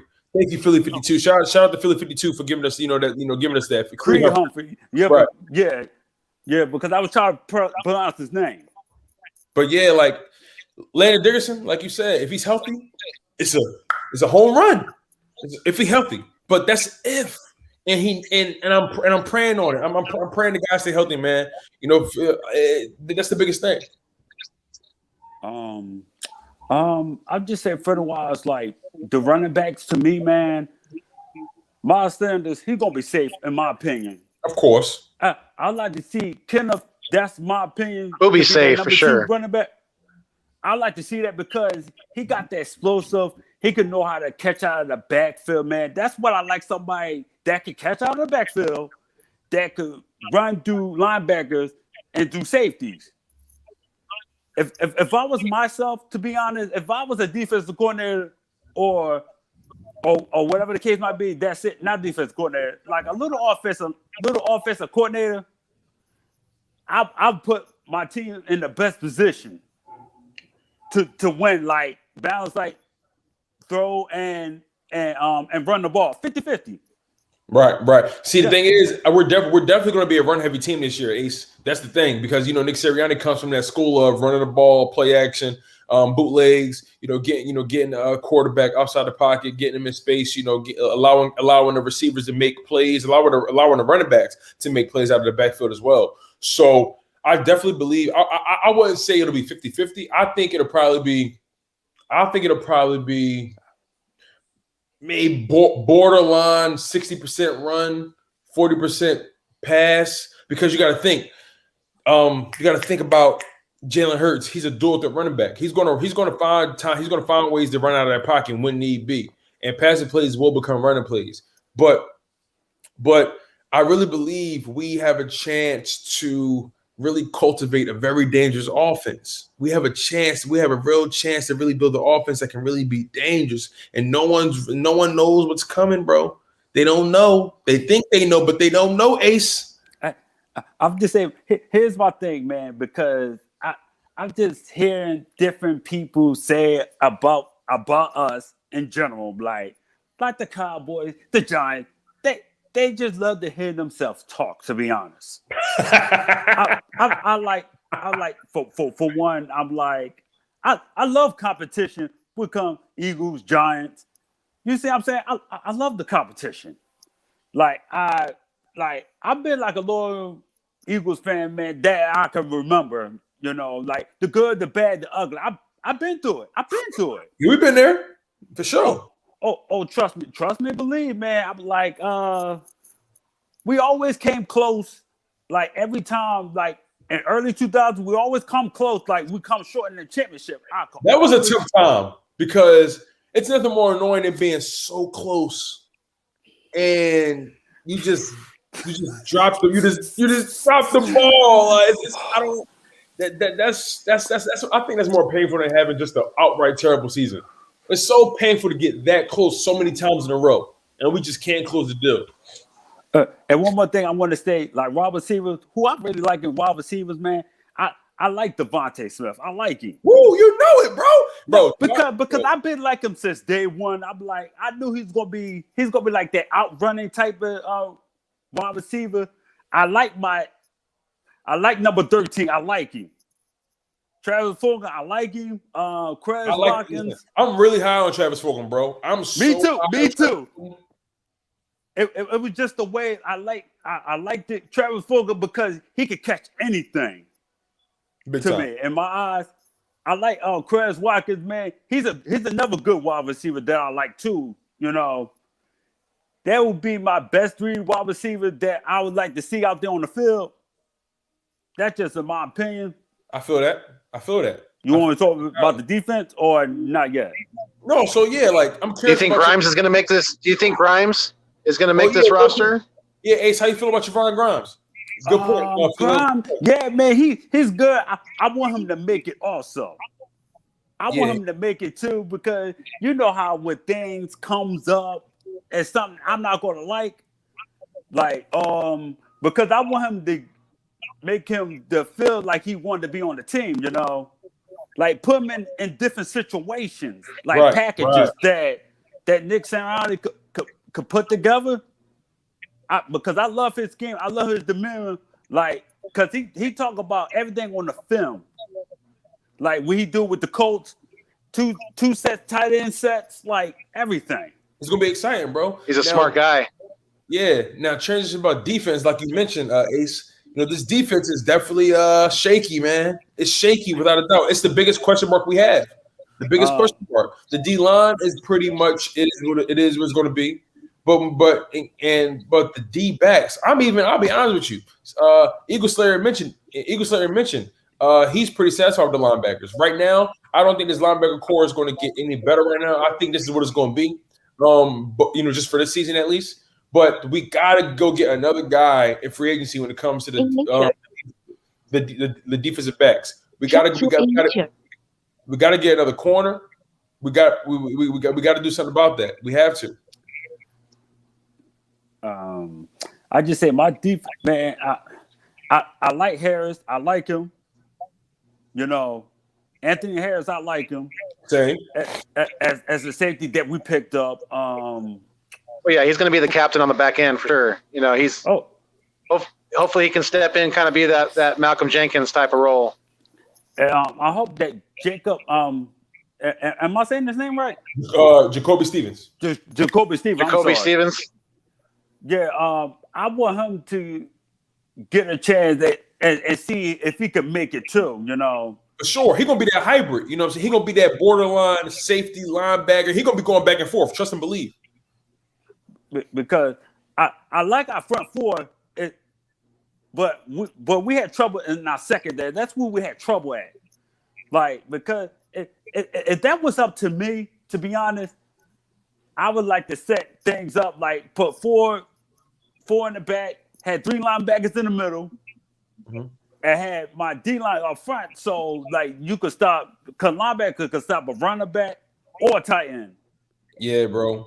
You know we got to patch some holes in that. The cornerback is the weakest position. Who's the cornerback too? There's no one. We don't have one. We don't have one. We don't have a legit cornerback too. We don't have a legit CB2. We don't. Yeah, because we all got. That's my biggest worry right now. Slate. He's our quarterback one. Yeah. He's all by himself, damn near. We got to get him some help. If we can make a move for Gilmore in New England, or if we can bring in Steven Nelson from Pittsburgh, we got to bring in somebody with some experience. Facts. You took the words right out of my mouth. I was going to say nothing. You took the words right out of my mouth, too. Bro, I think Steven Nelson. Hey, great minds think alike, my friend. Great minds think alike. I like to sound like a 1-year deal so he can prove himself. Just a 1-year deal. He young. He still got a lot to prove, in my opinion. The same thing we did with Eric with the linebacker. 1-year deal.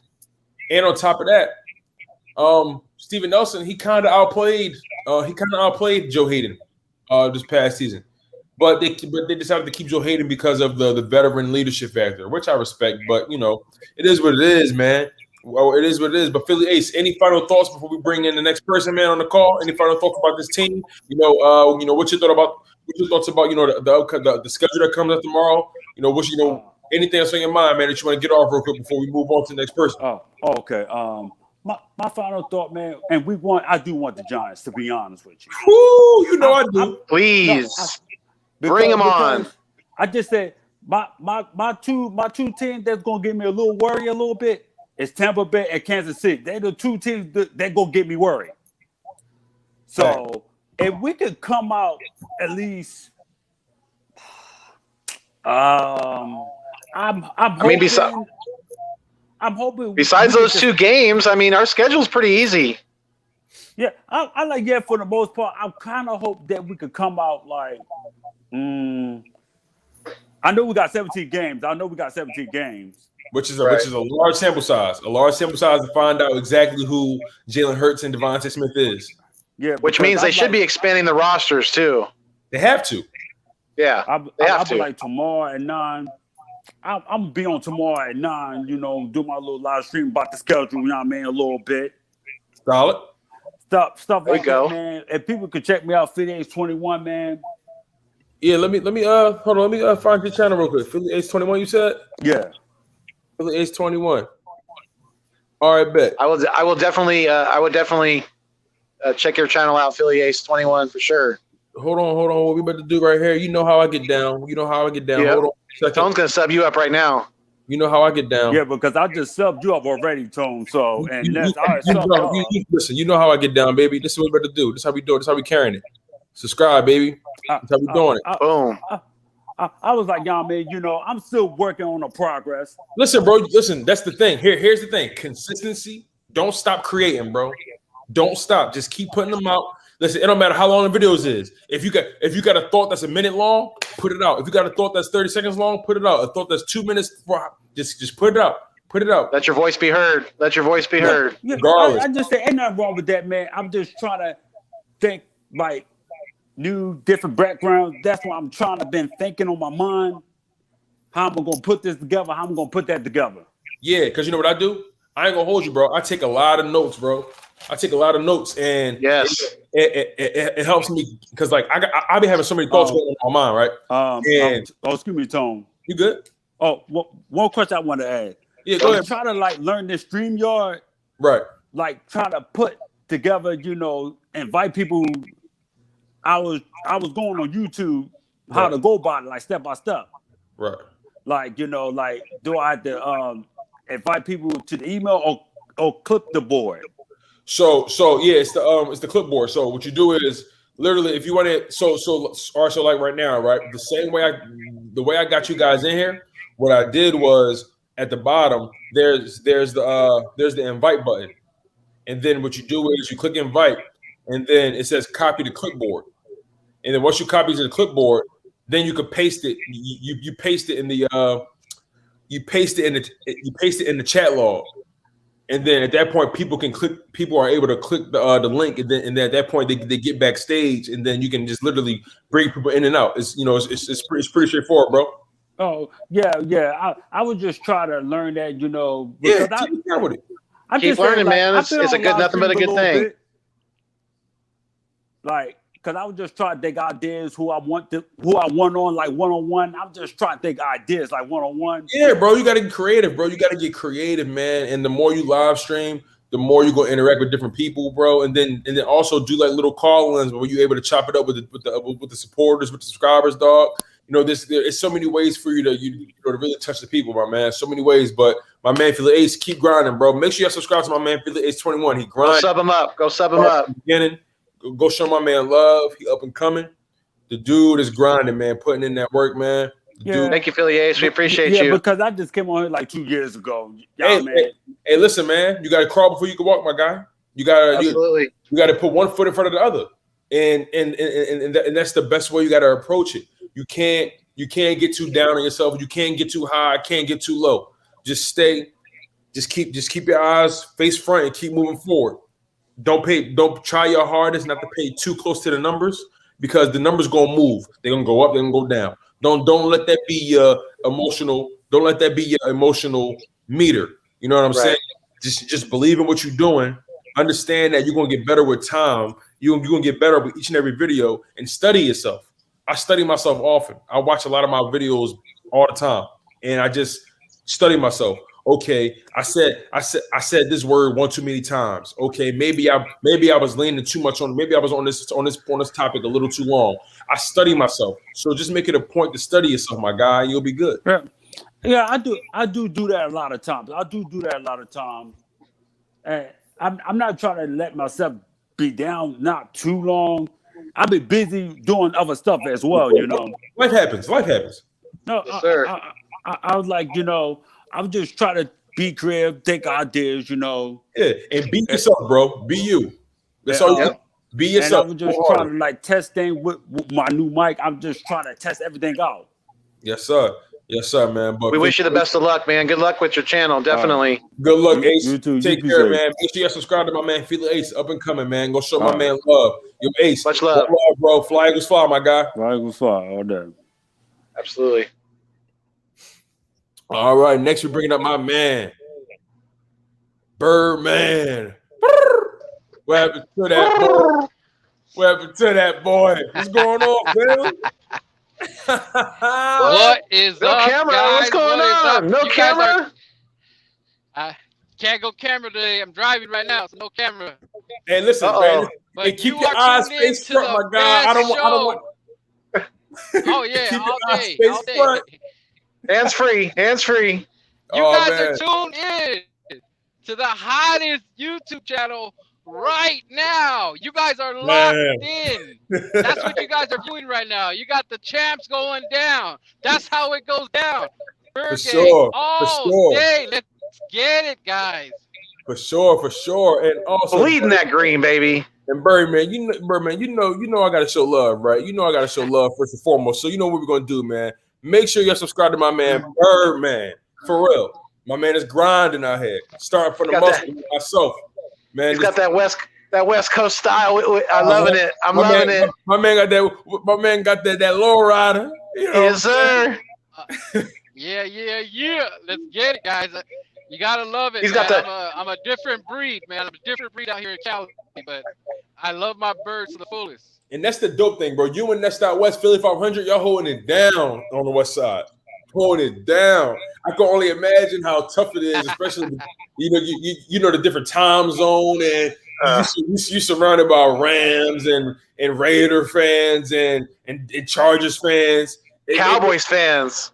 Even a lot of Cowboys fans around me up here in Northern California, man. It's gross, sickening. I got a piss on Cowboys sticker on the back of my car, so I get a lot of their attention. Oh man, but yeah, Birdman. So let's just get right into it, my guy. That's why the Birdman. That's why I carry my bat. That's why. No, it's custom made bat with the car Birdman the bully with the candy paint on it. So Birdman, my guy, we got to talk about this team, man, especially the defense. The defense has so many questions, man. What do you think is going to be the answer? What do you think needs to be done before we get to the season? Because we know the obvious answer is we don't have a CB2. But even besides that, what do you think needs to happen on defense? Because Jonathan Gannon can't save everybody now. Somebody gonna have to step up. So check this out. If Howie Roseman, if you are listening to Tone DeShields channel, you need to listen up and listen up good. Okay? Listen to me. You need to help out Big Play Slay because Avonte, Cravon, as much as I love them dudes, they are not cutting it. And I don't want to watch another Philly game and see my man's getting burnt. And we got to come up with more offensive points, which I know we can do it, but there's no point in having someone give up free touchdowns like my boy Claypool did when we played the Steelers last year. Talk about a disappointment. And that game we should have won, but you ain't going to win games giving up touchdowns like Christmas presents. So Howie Roseman, listen to this channel. Listen to the Birdman. Listen to Philly Foothills. Listen to Tone. We know what is good for the franchise. Listen up. You want to win? That's how you do it. You don't leave us hanging. Yeah, you gave us a second round pick that's not going to play, so you got to make something happen. You can't just leave. You can't buy us a car and then you don't give us the keys. You got to give us something. Give us something. You are leaving the Eagle fans hanging. Hey, Bird, Preach it. My man, Preach it. My man, listen, and let's be real. If Landon Dickerson healthy, he had A+, but let's be real about it, guy. My man bought a Rolls Royce on all 4 flats.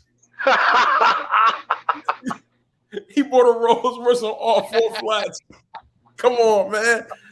Like, that's my thing. Rolls Royce on blocks. Bruh. But if you get the tires, if you can find the tires, you're good. If you can keep the tires pumped up and get ready to tread on them, we're good to go. But yeah, that's a big that pick was a big question mark for me too. Yeah, we're banking on a lot, Birdman, when it comes to not just Landon Dickerson, but we're banking on Zach McPherson being able to make an impact. We're banking on Anthony Harris being able to lead these guys. We're banking on Ryan McLeod making a full recovery. We're banking on Darius Slay being able to lead these guys. It's just so many unanswered questions, Birdman. What do you think? What do you think? Who do you think we need to go after at corner? A lot of people were saying Steven Nelson. Some say Stephon Gilmore. Some were saying the corner that used to play for the Texans. I forget his name.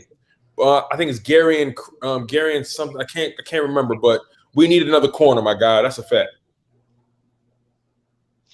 You got to give us something that's manageable. That's not going to break the bank. And right now, we're in the SS Tone DeShields ship, and we got a big hole on the side, and that's that corner. So we need I forget that flex it all or whatever. You can slap that on the ship. That we need something like that to get. That flex seal. We need the flex seal. Somebody is out there that has to join the Eagles to help us ride the ship because I'm tired of cruising with holes in my ship. Stop doing us like that. The SS Roseman ship has got all this Swiss cheese holes everywhere, and Eagle fans have had it up to here with trying to patch up everything. Let's get someone in here that can handle the job. We have Slay on the side, but give us somebody that can handle, because getting burnt is not the answer for this season. Big time, bro. Big time. Hey, Philly Foothills, you want to build on that? Yeah, I mean, we're really, we're cornerback 2 away from, being able to really shut down some of these premier wide receivers that we have to face in this league, and even in our division. Because the Cowboys are loaded they have a lot of offensive weapons. We have to be able to slow them down. Notice I didn't say the D word because I hate saying the D word. I try not to say it as much as possible. I try to keep it out of my repertoire. But like Birdman said, Howie, if you're listening, you better be on the phone right now. You better be calling up a veteran corner or calling up Mr. Belichick out on his yacht while he's out fishing out in Cape Cod somewhere, and work a deal for Stephon Gilmore or something like that. Because, like Birdman said, if we go into this season with the corners that we have right now, the whoever starts outside opposite of Big Play Slay is going to get eaten up. They're going to target him. They're going to pick on him, and it's not going to be pretty. And it's going to put extra pressure on our offense to score to score more points than we might have to normally. For sure, man. This call-in, I really wanted to do this call-in because I thought it was really important to really check the temperature of everybody, just find out what's on everyone's mind. I really wanted to really get a sense for what the fans, what the people, what the subscribers really want this team to do coming. I saw a post from Philly 52. He says June 1st, we got to wait for a cornerback till then. Hey, listen, it's a good point because after that June 1st, we're going to find out a lot of guys who are going to get cut. It's going to be interesting. We're going to really find out a lot. But that's a good point. Yeah. But Birdman, was there any final thoughts you want to get off about this team, before we bring on the next caller, my guy? All right, Tone, I'm gonna send you a message on Instagram or whatever because I definitely gonna have you on my show, and it's gonna be a wild show. You're gonna get asked with Foothills about my question, and so it's gonna be a fun show. We're gonna get to know about a little bit more about you, and so we'll definitely definitely check out my show because I am having more giveaways because you guys have just filled the fire and it's just the electricity in the air. So as an Eagles fan, as a content creator, I'm going to be giving out more special giveaways. I got stuff coming in the mail. So stay tuned to the Birdman because you, just being a subscriber alone and leaving comments, you are going to be entered to win stuff. And actually, it's so funny because Fully Foothills just barely got involved and he already won something and it's on the way. So thank you for letting me be on the show. And I'm gonna just give you guys this food for thought real quick. Okay. I was watching Philly Mike. He had Dave Spadero. Dave Spadero was on the show. And when he was asked a question about Jalen Hurts, he's giving me the vibe that the Eagles are not so sold on him. That's why the reasoning of bringing Mr. Flacco in, I'm not really feeling that. And I don't know how many games it's going to take to prove the doubters wrong about Jalen Hurts. So there's that point that I don't think Spadero and the Eagles organization are so sold on Hurts. And the other point that he had made, and you could see it on his face, was he's not so sure, other than Devonta Smith, that any of the people that we drafted are even going to touch the field. So I'm going to leave you guys with that, and you guys go ahead and talk about that. And thanks for having me on the show. Fly, Eagles, fly. And you are tuning into the best. Birdman is out. West Coast Birds, let's get it. Yes, sir. Make sure you go subscribe to my man Birdman 951, man. Go sub him up, everybody. Always support, man. Super grateful, man. We definitely gonna put in that work in the future. You take care, my guy, and get home safely, man. One love. Much love, Birdman. Thank you. All right. Next, we're gonna bring on Messiah. You've been waiting patiently, my man. Super grateful. You there, Messiah? Did we lose him? Okay, we're gonna put Messiah backstage, see if he comes back. Come back on, Messiah. Sorry you were waiting so long. We, chopping it up with lots of people, and we appreciate you being patient. But come back on. We'll get you on for sure. All right, my man Infamous been waiting, so let's get Infamous next. After Infamous, we got Joey Shake 72, the Godson coming in.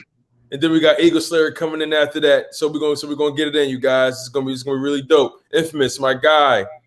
How you feeling? Infamous, are you there? I know you was driving. Infamous muted. I don't know if Infamous here. Infamous 2K. All right, we're gonna come back to Infamous. All right, we're gonna bring in my man Joey Shakes, the guy. I know Joey's there. Yo. How you feeling, family? How you doing today? Well, I'm good, man. That's why I got up before. I just opened up a thing of soda and it splat all over the place, so I had to clean it up real quick. So I'm excited about the schedule tomorrow. I'm pretty excited about it. See if there's a nice balance in the schedule where like the meat and potatoes of the schedule is, where it's going to be hard, where it's going to be easy. But there's no such thing as an easy schedule when it comes to the Philadelphia Eagles. Let's just get that straight real quick. Absolutely. And I've hearing some people come on the show and talk about the cornerback position. And honestly, I'm one of those believers that we should have got a cornerback in the second round of the draft instead of getting Landon Dickerson. I could probably agree with that, but you know what? It's more of a future move than it is a move now. It's hard to cover every position because some Eagle fans, what they believe is, this team is ready to compete this year or this team has to compete this year. And I don't think it's the time to sign a Stephon Gilmore, in a trade. You know what I mean? I just feel like they shouldn't really have a big contract like that. They shouldn't, if this was like 2022, 2023, maybe like, Stephon Gilmore at that time, was available and we were a piece or two away that would complete the defense. And yeah, maybe that would be a good move. But at this point, I don't want us to start making mistakes now. Like we want to get the cap will be situated next year. We'll have some cap space and, find a rhythm of what we're doing. We have 10 draft picks for next year, potentially 3 first rounders. So, you really can't screw this up. You know what I mean? I wouldn't give any contracts away. I think it would just be a bad position for Stephon Gilmore to come here. And obviously I think it's just a bad situation for us. There's really no point. Like if we have to lick our wounds and try to move some guys around, there's going to be more corners brought into camp. Okay. Obviously right now there's nobody, out of the undrafted list. I don't even think they have a corner on that list right now. I could be wrong, but I didn't see one. But I think, they'll dip into free agency a little bit. They'll see some veteran leadership who's available. And who knows, guys, Zach McPherson could bring something to the table with a little bit of guidance and just see what Jonathan Gannon does. Cause he's good with developing cornerbacks and doing some good things like that. So I just think it's no rush this year. We need this 2021 season for the Eagles is pretty much all about finding your building blocks, get rid of your dead weight contracts, and then next year draft well, do some really good moves, and hopefully you can compete next year. But hey, if it talks about Jalen Hurts being the starting quarterback this year, I think that's what's happening. I don't see there's too many signs that are pointing to Jalen Hurts the starting quarterback. I know there's been a lot of smoke screens and Eagles trying to move up to 3 for a quarterback. Eagles trying to move up to to get a cornerback. It's crazy. And then you trade back, you get an easy first round pick from Miami, and then you pretty much your draft Devonta Smith and get a first round pick from the Miami Dolphins in the process. So that was a steal first round. You add an extra pick to the draft. So I thought that was great. And obviously, we probably questioned some of these draft picks we've had.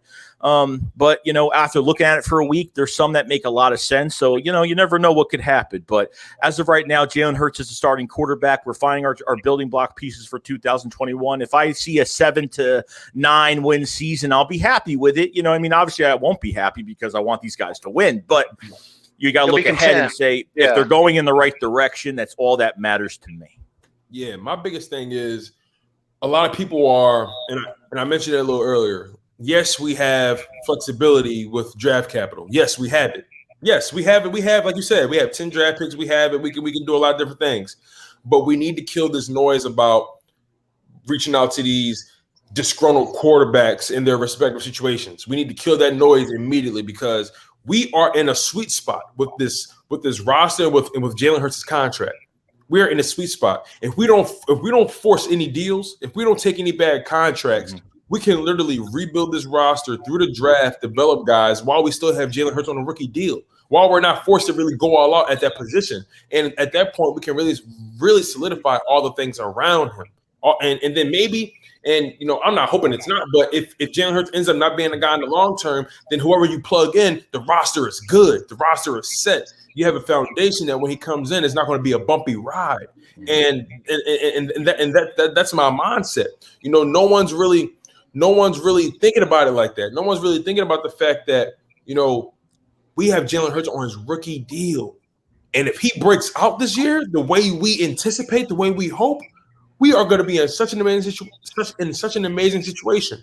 But let's be honest, Foothills, we're not in a position to really compete for a Super Bowl. This defense is not built for tough. They're just not. And it's not even because of the coaching. There's just a simple lack of talent over there. There's just a lack of it. And there's a lot of unknowns, a lot of undrafted guys, a lot of guys that really were thrown into the fire last season in a chaotic situation. Like, for example, like Jaquette at corner. They forced that guy on DeAndre Hopkins. That was not nice. that was not cool. You stunt guys that way. You know what I'm saying? And then you mentioned Zach McPherson. Zach McPherson is regardless we did at the corner in the draft, he's improving and he's a fourth rounder. We could have got a guy in the second round who had more of an extensive skill set, maybe. That's Landon Dickerson if he pans out A+, and that was a future pick. I understand what the Eagles are trying to do, but I just felt like you needed a corner. That was something that was so blatant that you needed. And in the same breath, you can make an argument, yeah, but Jason Kelce's not going to be here next year.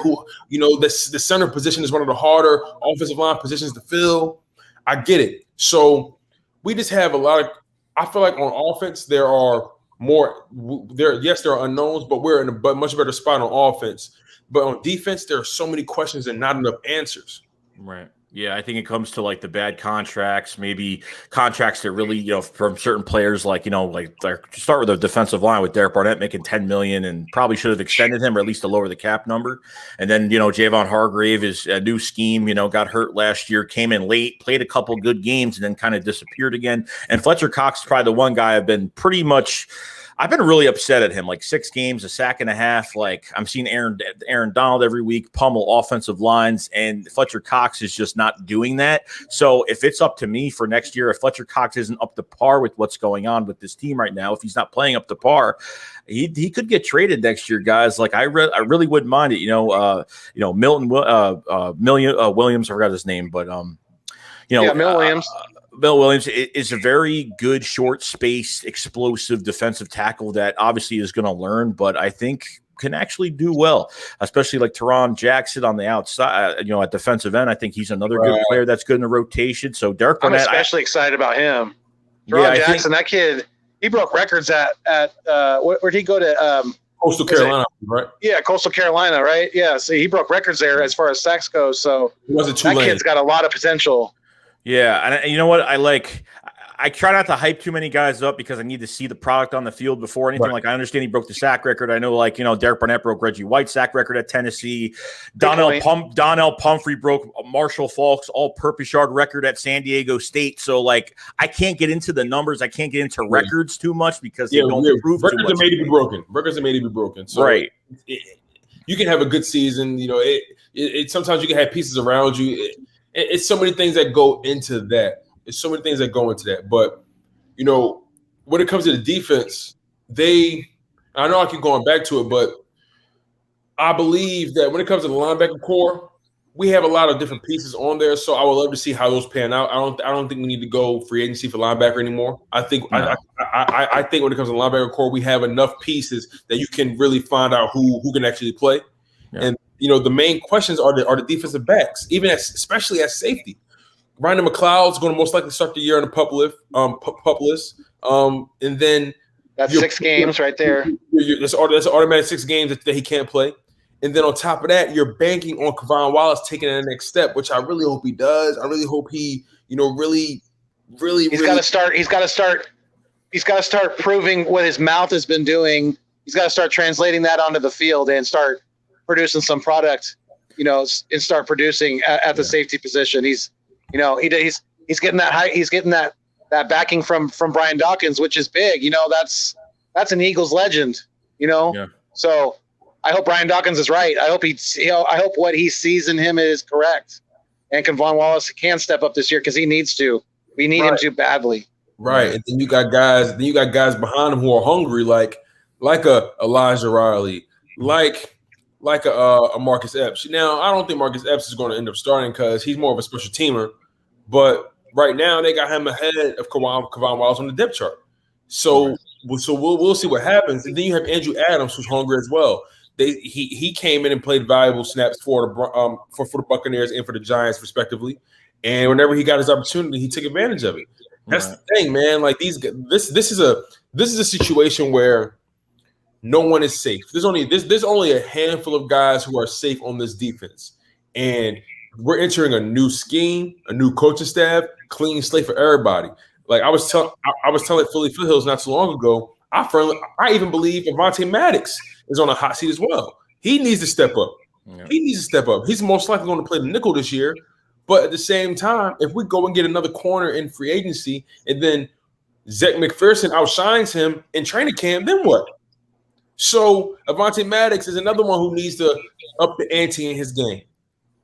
Yeah, at the end of the day, guys, like this team badly needs an offseason. This team badly needs leadership on both sides of the football. This team badly needs camaraderie. This team badly needs chemistry. This team badly needs to come together and create a culture for this season and beyond. I think that's what's really important. And I think it starts with that before anything of how good or bad this team is going to be. I'm not expecting much. I'm not expecting this team, as everyone expects, because we didn't spend $80 million in free agency. We didn't go out and get top star names. You know, it may look good on paper, guys, but really at the end of the day, it's really about this whole team, you know, from start to finish. And we just got to see what happens. You talked about the linebacker core. I'm excited about the linebacker core. I thought they added some good pieces. You drafted 2 linebackers, you know, that have some high promise. You got Eric Wilson that came in for 2 injured linebackers for the Vikings and did really well with 122 tackles and 3 sacks. I mean, you have some good competition. And every time we have a bad season, I feel like we always find that gem at the end of the year. You know what I mean? Like you find Greg Ward in 2019. You know, you find a guy like, Alex Singleton last year. You know what I mean? Like you end up finding these guys, but unfortunately, there's too many unknowns, and so many of these players, these young players, have had these short-term success because of the veteran favoritism this coaching staff has had with this team. The only good thing about it is a lot of these young guys have started football games. That's the good thing about it. They're not coming fresh off practice squad or whatever. Like these guys have played. They know what it's like to play in a game, so that's a good thing. But like I said, guys, I just think it starts with the offseason, you know, with the training camp and everything like that, and get these guys going, because I think in 2021, this Philadelphia Eagles team is going to come out competitive. I think they're going to come out really tough, and they're going to punch you in the mouth when they have the chance. So that's what I think. My focus is, he's talking about the defense. My focus, like I've been saying, is going to be highly on the linebacker coach, because he's so young, And Nick Rawlis, I think he's 27, so he's younger than Alex Singleton, And I think I mentioned it in Tone's live stream yesterday. I don't know if you guys know this, but his brother is in the WWE. His brother is Riddick Moss, so he has that as a coach. He's going to have that intensity. He has that intensity in his bloodline. So I'm excited, and I'm going to definitely have my eyes going to be on Coach Rawlis and see what he can do with some of these younger guys, because linebacker is definitely something we have to really evaluate this year with some of these younger guys, especially, and start investing in that a little bit more. For sure, man. I'm paying close attention to so many different things. I want to pick not just your brain, Joey, but same thing about Infamous. What do you guys mutually need to see from Jalen Hurts that says, okay, he is franchise? I can see him leading this team going forward. What do you guys need to see respectively from him? Infamous, are you there? Am I starting off? Yeah. Go ahead. Yeah, I'm here. You can start, Infamous. Go ahead. Okay. From Jalen, are we talking about numbers or as a player? Well, I guess I'm trying to keep it as broad as I possibly can. Like just numbers as a player. What do you personally need to see that says, okay, I believe in the guy? I just want to see everything that I don't believe he can do, prove it to wrong to me next year, as in deep ball accuracy, being able to make You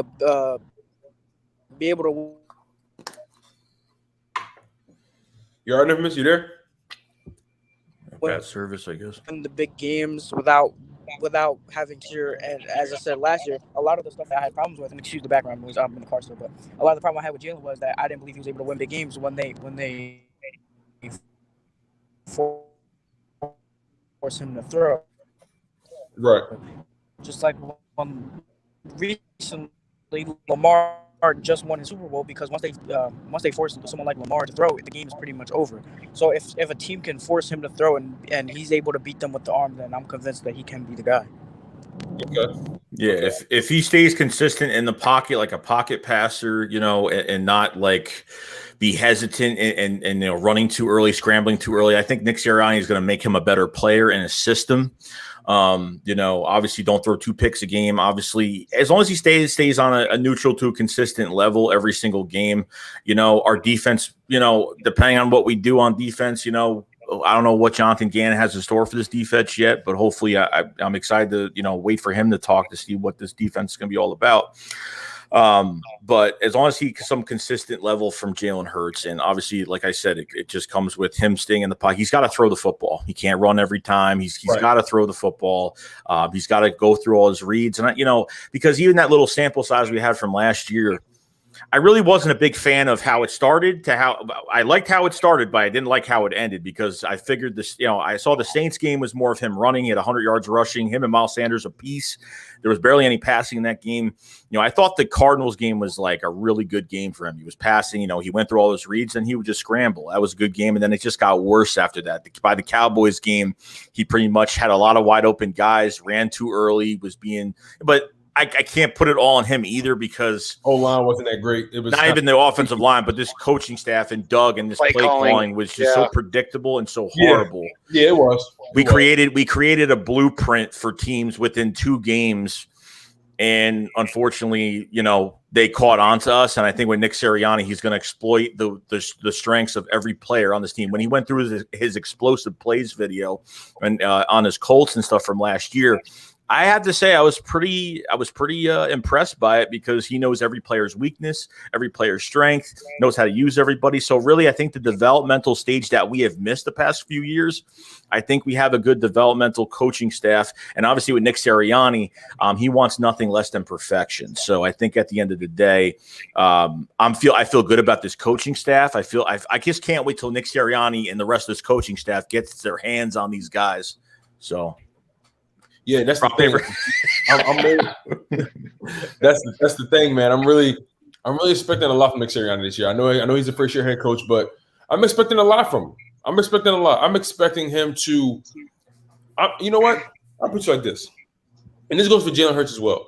I really want to see how these 2 guys fare, Nick Sirianni and Jalen Hurts respectively. I want to see how these 2 guys fare in 2-minute situations, in 4-minute situations, when things are getting a little critical and you're playing and you're down 1 possession and you got the ball, the final possession of the game. What are you going to do? How will you respond to it? How will you adjust to the adjustments they've made? And that was the weakness with the Philadelphia Eagles. Managing the game, various decisions in crunch time, choosing to go for 2 and where you could have kicked the ball and take the points, and then it always bite you on the back end. I really want to see how Nick Sirianni and Jalen Hurts fare when it comes to their pure decision making. Yeah. That's going to really be a telltale. Like how will they respond to guys trying to pick up on what they're doing? How creative can you be? Right, and that's what Doug Peterson lacked last year. He was pretty good at planning the first scripted plays, whatever he had on the paper, but he was bad at improvising on the fly. He was bad at in-game adjustments and things like that, and that's what just blows my mind about people hating on Jalen Hurts, because what do you expect when a coaching staff you can only perform to a certain level when they put that plain yogurt, that just plain yogurt out there on the field, and it'll give you such a basic offense to work from. Yeah. I mean, what do you really expect? And my expectation, to me, and I think I may have said this before, but as far as Jalen Hurts goes, for me to be sold on him, he has to have right around 3 times the amount of combined touchdowns, whether it's rushing or passing, and he has to have 3 times the amount of touchdowns compared to the 3 times, the amount of turnovers, whether it's, so if he has 7 or 8 interceptions and 2 or 3 fumbles, he's got to have 20, let's say 25 throwing touchdowns and 5 rushing. To me, those numbers right there would speak volumes for him, and I would be ready to put all my chips behind Hurts season. Yeah. And I want to see, can he win games? Can he win games? Honestly, I could care less about his numbers. Can you win games? And can you protect the football? That's what I want to see. I need to see continuous, like Infamous said, I need to see continuous development every single week. I need to see you taking different chances with the ball. Not dumb risk, but I need to see you. I need to see what that arm has been doing. I need to see what that arm has been doing all offseason. You feel me? We really need to see him take that next step as a pocket passer. We already know what he can do outside of the pocket, but what can you do when you're forced to throw that ball? You're down 5 points, 2 minutes left. A touchdown wins the game. What are you going to do? Right. You can't run the whole time. They're going to start spying you after a while. Yeah. What will you do? But I believe I have faith in Jalen Hurts. I have faith in his work ethic. I have faith in his mentality. I firmly believe he has the pulse of this roster, especially the offense. I really believe that if everyone does their jobs and they just and they fall in line, and not just fall in line, but they buy into what Nick Sirianni's feeding them, they buy into what Jalen Hurts is trying to build, this team can really take the next step, and guys can really develop. It's really important to set the tone just from a culture perspective. I believe Nick Sirianni, Jalen Hurts, and Devonta Smith are going to be the ones to define this new look Eagles culture. I really believe that. Nick Sirianni, he's a fiery guy, but he's all business. Jalen Hurts, all business. Devonta Smith wears a suit every chance he gets. He's a businessman. He takes everything. He takes it very serious. He takes the craft serious. I saw your video, Joey, about smooth operator. About Devonta saying, hey, listen, me and Jalen the best duo. I like hearing things like that. I like hearing my guys talk their shit. Excuse me. I just like it. That's how I job. And if you don't believe in what you got, in these rooms, how can we believe you are in that field? And like you said, Joey, like sometimes you gotta say, you know what? Listen, me and my guy are the best. You gotta be a little selfish sometimes. Just set the tone. You have to. Yeah, I think even with Hurts, I think he just gravitates all the players towards him. Just how he, everyone likes him, and I think everyone's gonna really build on to what he's going to bring to the table this season. And obviously drafting at Devonta Smith should tell you a lot of things, because they could have drafted a quarterback this year. They had a chance to do it. So, I mean, they had a lot of chances to do things this year. They could have drafted a quarterback. They could have went from Rashad Slater. They could have drafted an offensive line. So, I mean, at this point, to go up past the Giants and, to trade with the Cowboys and give up absolutely nothing to get Devonta Smith while getting a first-round pick in the process, you just got a tone setting. The best, I think, the second best player in this draft besides Trevor Lawrence. I think he's the second best player in this draft. The best technical route runner in this draft. Is going to just change the culture of this offense. I think with them two being as a duo, I think it's going to change. And obviously it's going to benefit Jalen Reagor, because I'm still on the Reagor train right now. I still think he's going to do fantastic. You can move him around as well. Dallas Goedert having his final contract of, it's a contract year for him already. So, at the end of the day, guys, I think, even with Miles Sanders, I think he can have 1,000-yard season, which he probably should have had it last year. But obviously, we ran good in the first half. Doug just straight away from the run in the second half. And then there were some games where he didn't have even 5 carries. So, I mean, there's a lot of opportunity here the Eagles could take advantage of. And no one should be sleeping on this team. The Eagles fans should be sleeping on their own team. And obviously the rival fans shouldn't be sleeping on this team either, because they're going to come out with a punch this year. I feel like the first couple of games will be our best couple of games in terms of Nick. No one knows what Nick Sirianni's coming with in terms of offense. So I feel like if we can get into a good start, an early start to what our season can be, we can have a winning season. Although when it comes to like the cornerback position, I really don't want to sign Stephon Gilmore, because I had my brother look up at his contract. His contract, assuming that he signed it early 2017 before the season started, he'll be a free agent next year, after this season, if not in 2 years from now. So you can get a guy like Derek Stingley, who I think will be probably the third or second best player overall in the draft, with Slay, and then if you can't get a Stingley, you can try to get a Stephon Gilmore when he's not cost as much as he is now. I feel like a lot of Eagles fans are trying to win the like let's get a corner, let's get a linebacker, and you're not going to get a competent linebacker, competent safety, competent all these different positions. You're not going to fill the hole in 1 year. So I feel like we got to slow down and just be more patient. Yeah, unless you want to trade your first round picks and go get guys right now. I mean, I don't even want to give picks up for Stephon Gilmore. I really don't want to. I don't want to. For a 30-year-old corner that's still a great cornerback, I don't even care how good he is. I don't want to pay the contract. I don't even want to go after that right now. I want to stay away from that as far as possible. I want to take this. I'm not, everyone wants to rush. Look, if we win 7 to 9 games, good. I think we're going in the right direction and see how Jalen Hurts plays. If we win the NFC East, great. And if they do win the NFC East, I want to see a fight in a playoff game. I don't want to win the NFC East, go into a playoff game, get manhandled for no points. As long as they win if they do win the East and they get to the playoffs and they actually fight back a little bit, and Nick Sirianni, we'll see what happens. This way it tells us what our coaching staff is. But Infamous brought up a good point too, because you have a rookie head coach coming in. Nobody in the league knows what's going on, what he's going to do with this offense. So take advantage of that, win some football games. You could take this East.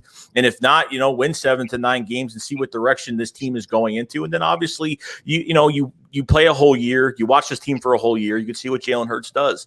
And I wanted Jalen Hurts to come in. I'm not worried. I know people are worried about – I don't know why people are so worried about Joe Flacco being the backup quarterback. We had to sign somebody at some point. So, it's going to be somebody. Obviously, Joe Flacco's taking advantage because there's no franchise quarterback here anymore. Young coaching staff to try to prove themselves.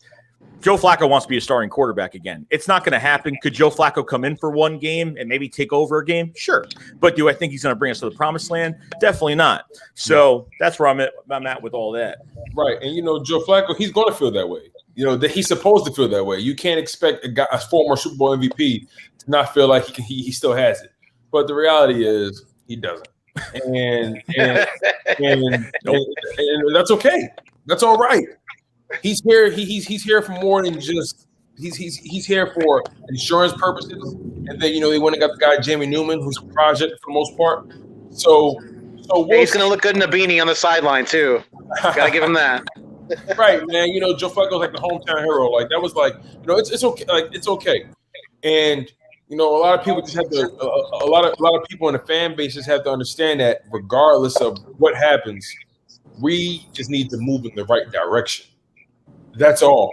We just need to show that this team made the right decision by hiring Nick Sirianni. We need to show that we made the right decision by making Jalen Hurts our QB1. We need to show that we made the right decision by, drafting Devonta Smith. I think Devonta Smith actually will actually have an amazing season.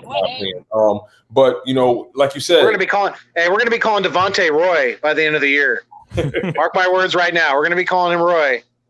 Listen, man, like it's like Infamous said, those first few games are crucial. Yep. We really need to see what this playbook is going to look like, and I'll be honest, we can't start the season off 0-3. That's not going to fly with me at all. No, we're going to get New York. We're going to get New York week 1, and we're going to punch them in the mouth, shut them up a little bit for all the crying they've been doing. Mm-hmm. Bro, seriously, man. Like I've been seeing all these reports about the Giants. Like it's so many reports about the Giants fans. They're livid about Devonta Smith coming to Philly, and I'm glad. I'm glad. I think the Giants sweep us. You think so? Mm-hmm. Saquon's coming back. They just got Galladay. They have Adoree Jackson with James Bradbury. To your point about Saquon Barkley, I respect his game, but there's 2 years in a row when he hurt himself like pretty intensely. He missed a lot of games, and they've used him as a bell cow. That method to me is outdated in this NFL. You have to have that 1-2 punch. You have to have a combination of running backs. They did, like to your point, they did give Danny Nichols a lot of help. They did. I'm going to give credit where credit is due. They have a decent roster. They have a respectable roster. But in my humble opinion, as long as Danny Nichols is your quarterback, the Eagles always got a shot. I think he's going to hold them back to the end of the day. I think they put him in a really good position right now. They put weapons all over the place, but he's going to have to shine now that this is where Danny Nichols is going to have to show up. So I mean, I think all the pressure's on him, and just see what happens. Really, I don't think, and I'm not being a biased Eagles fan. I just don't think he's that good. He's not. Agreed. I really don't. He hasn't shown me not one thing about his game that symbolizes, I understand why they drafted him. Right. There's no consistency with him. None. He's been pedestrian. Jay Will, what do you think about the Eagles Giants matchup? Because I believe Daniel Jones has been pedestrian at best his entire career, which is short lived. I honestly think they'll probably get us in the coaching side. So, can you hear me? Yeah, I can hear you. Go ahead, bro. All right. So I honestly think they're going to out-coach us. I mean, let's be real. We have a new staff. Most of these guys are new to the NFL. It's hey rookie moment. You get what I'm saying? I understand. Their head coach has been with the Patriots for over years. They know how to adjust. You saw that team was very well coached all of last year. The defense was it was scary. It was scary at times. You get what I'm saying? Look what they did to Tampa. If it wasn't for that offense sputtering, they would have beat Tampa. Just saying. No, I understand what you're saying. You know, like I said, like their team is very respectable. You have to give credit where credit is due. You have to. You know, I can't act like their defense, wasn't solid last year. I can't pretend that. I can't pretend it didn't happen. I can't pretend that didn't exist. But I'm gonna continue down this hill that I believe Daniel Jones holds them back. I agree. Last year was a lot different because Saquon wasn't there to help Daniel Jones relieve. Because it's like if you have no running game, it's kind of like how the Steelers were towards the end of the year and how we were majority of the year. When you have no running game to give the ball to, well, we had a running game, we just didn't run the ball. But yeah, I'm about to say we just can't run the ball. You can't really. Yeah, so but like they basically didn't have a running game. They found out who Wayne Gallman was like later in the season, and they have a 1-2 combo. And I forgot who they signed, but Wayne Gallman, I don't know where he went, but they signed a decent power back behind Saquon. So then if you have him and then Daniel Jones, he's gonna probably. I mean, we only seen him with Saquon his rookie year, so if I'm not mistaken, so he's definitely gonna be improved. Especially when he has someone like Kenny Golladay as his receiver one versus 3 slot, because all the receivers before Kenny Golladay came with slot receivers. So Wayne Gallman went to the 49ers, by the way. Sorry, I didn't mean to interrupt you. Oh, okay. See, I like Wayne Gallman. When they found Wayne Gallman, I was like, oh, okay, I like him. You know what I'm saying? But to go back to, if I could chime in real quick, to go back to Jay Will's point about the coaching, that's what a lot of people thought about our coaching staff going into last year, because the Cowboys had turnover at coaching and the football team did too. And so did the G-men. So we were supposed to be the experienced coaching staff, but did it look like that out in the field? Not really. I mean, won a total of 4 games. So, hold on. I get what you're saying, but we never really know. I mean, Coach Sirianni and this whole staff could gel together very well, and we could hit the ground running week 1, and surprise some people. Now, I will say it like this. We've been talking about our coaching staff for the last, 2 or 3 years, and we've been complaining about that coaching staff. That's a fact. You get what I'm saying? Doug Peterson, he doesn't adjust. He runs the same plays. We're calling the plays at home. Oh, Carson's on the center. Guess what? It's a play action pass. Who would have thought? That's how bad our coaching was for years, not just last year. You get what I'm saying? Last year, the bottom just fell out. You get what I'm saying? Remember, our defense was bombs over Baghdad for a long time. 2018 on up. Let's get that established. The Vikings own us. You get what I'm saying? Since 2017 2018 season playoffs. They own us. It's bombs over Baghdad. So, but that defense, but here's the thing. What I saw out of the Giants last year as the season went on is what I want to see out of the Eagles this year. Okay. You get what I'm saying? I got you. Yeah. So hey, they've established a culture. They're a little kooky, but they know what they want to do. They know what they want to do. They know how to go do it. Guess what? The guys are buying in. Now they're loading up. You get what I'm saying? Yeah. Everything falls on Daniel Jones, but guess what?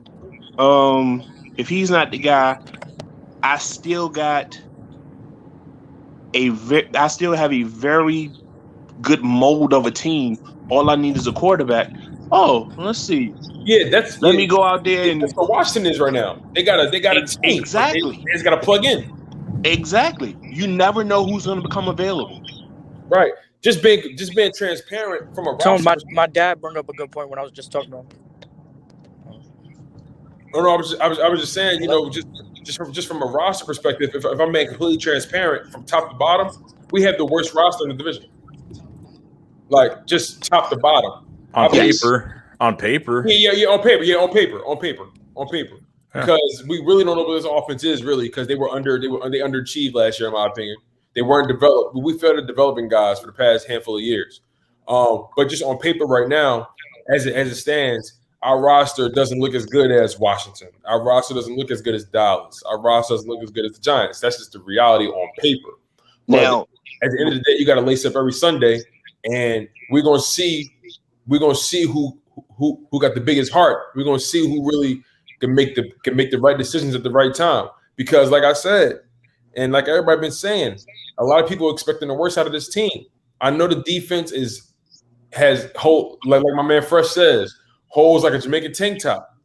But we really don't. We're gonna find out at the end of the day. At the end of the day, we're gonna find out, and it's gonna be interesting. It's gonna be very intriguing to see this team play and what happens after June 1st when it comes to free agency. We're gonna see what happens. Tone, my dad brought up a point. He was saying that we forgot that last year COVID happened and Joe Judge and Jason Garrett were new to the offense, so they didn't really find the offense identity until later to the season. So adding Saquon into what they've built up over last year is going to be a lot worse for us. Yeah, it's gonna be interesting. You know, we'll see how Saquon bounces back from the ACL tear. We'll see how he bounces back. You know, that's never something just simple to bounce back from, in my humble opinion. We're gonna see when it comes to the Cowboys. We're gonna find out how Dak bounces back from breaking his ankle. We're gonna see just how sturdy he is, because he's a physical quarterback, and I know I'm shifting gears a little bit, but Dak is a very physical quarterback. He likes to he likes to get in the mix. But my thing about Dak is, he's going to have to change the way he plays, in my humble opinion. He's going to have to become more of a pocket quarterback, but he has the weapons to do so. He just has to get his confidence back. And then the Washington football team, Dak is overrated. And the Washington football team, they got the coach. You know what I'm saying? They got the roster. We're going to see how that play out. Fitzmagic, never can last the full extent of a season. So we'll see how far that team goes as well. Fitzmagic has always been a thorn in our side, though, kind of like Russell Wilson has. That's what worries me about him. But I think you're right about Dak. It's a big prove-it year for him, to me, to be able to to play more from the pocket and to try to preserve his body a little bit. But I agree with Infamous. I think he chimed in a little bit there. I still think Prescott's overrated. I think he's the most overrated and underrated quarterback at the same time. I'm listening. Expand on that. Reason why I say that is because everyone says, "Oh, he's not worth $40 million," but I do believe he is a top 10 quarterback. Even when people are saying, "Oh, he had a bad year," I think that was 2018 when he didn't have Zeke. He still looked like a quarterback that can get the job done. Don't get me wrong.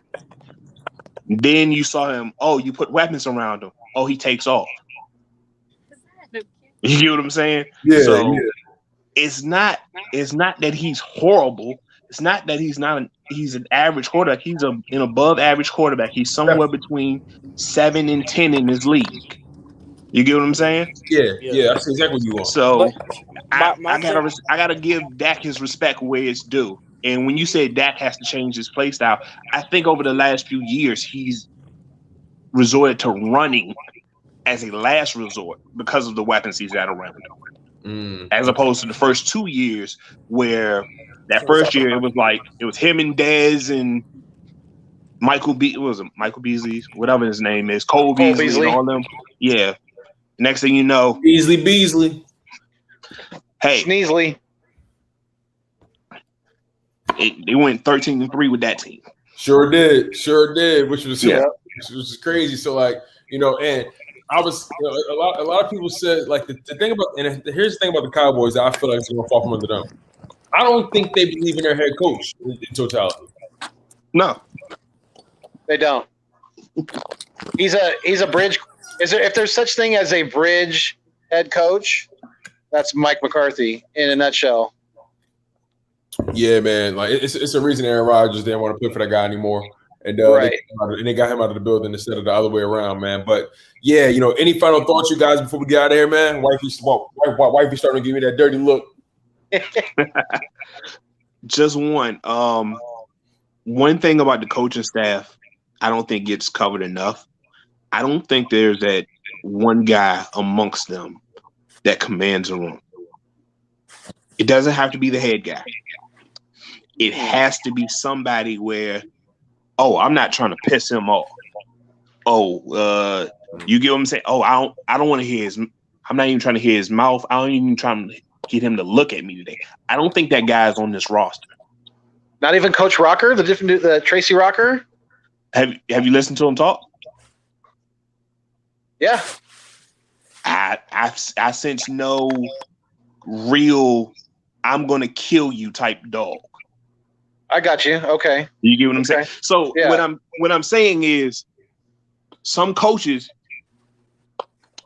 they give you a look, you feel it on the back of your neck, like, all right, I ain't even trying to, let me try and get this stuff right. Especially with young players, you need something like that.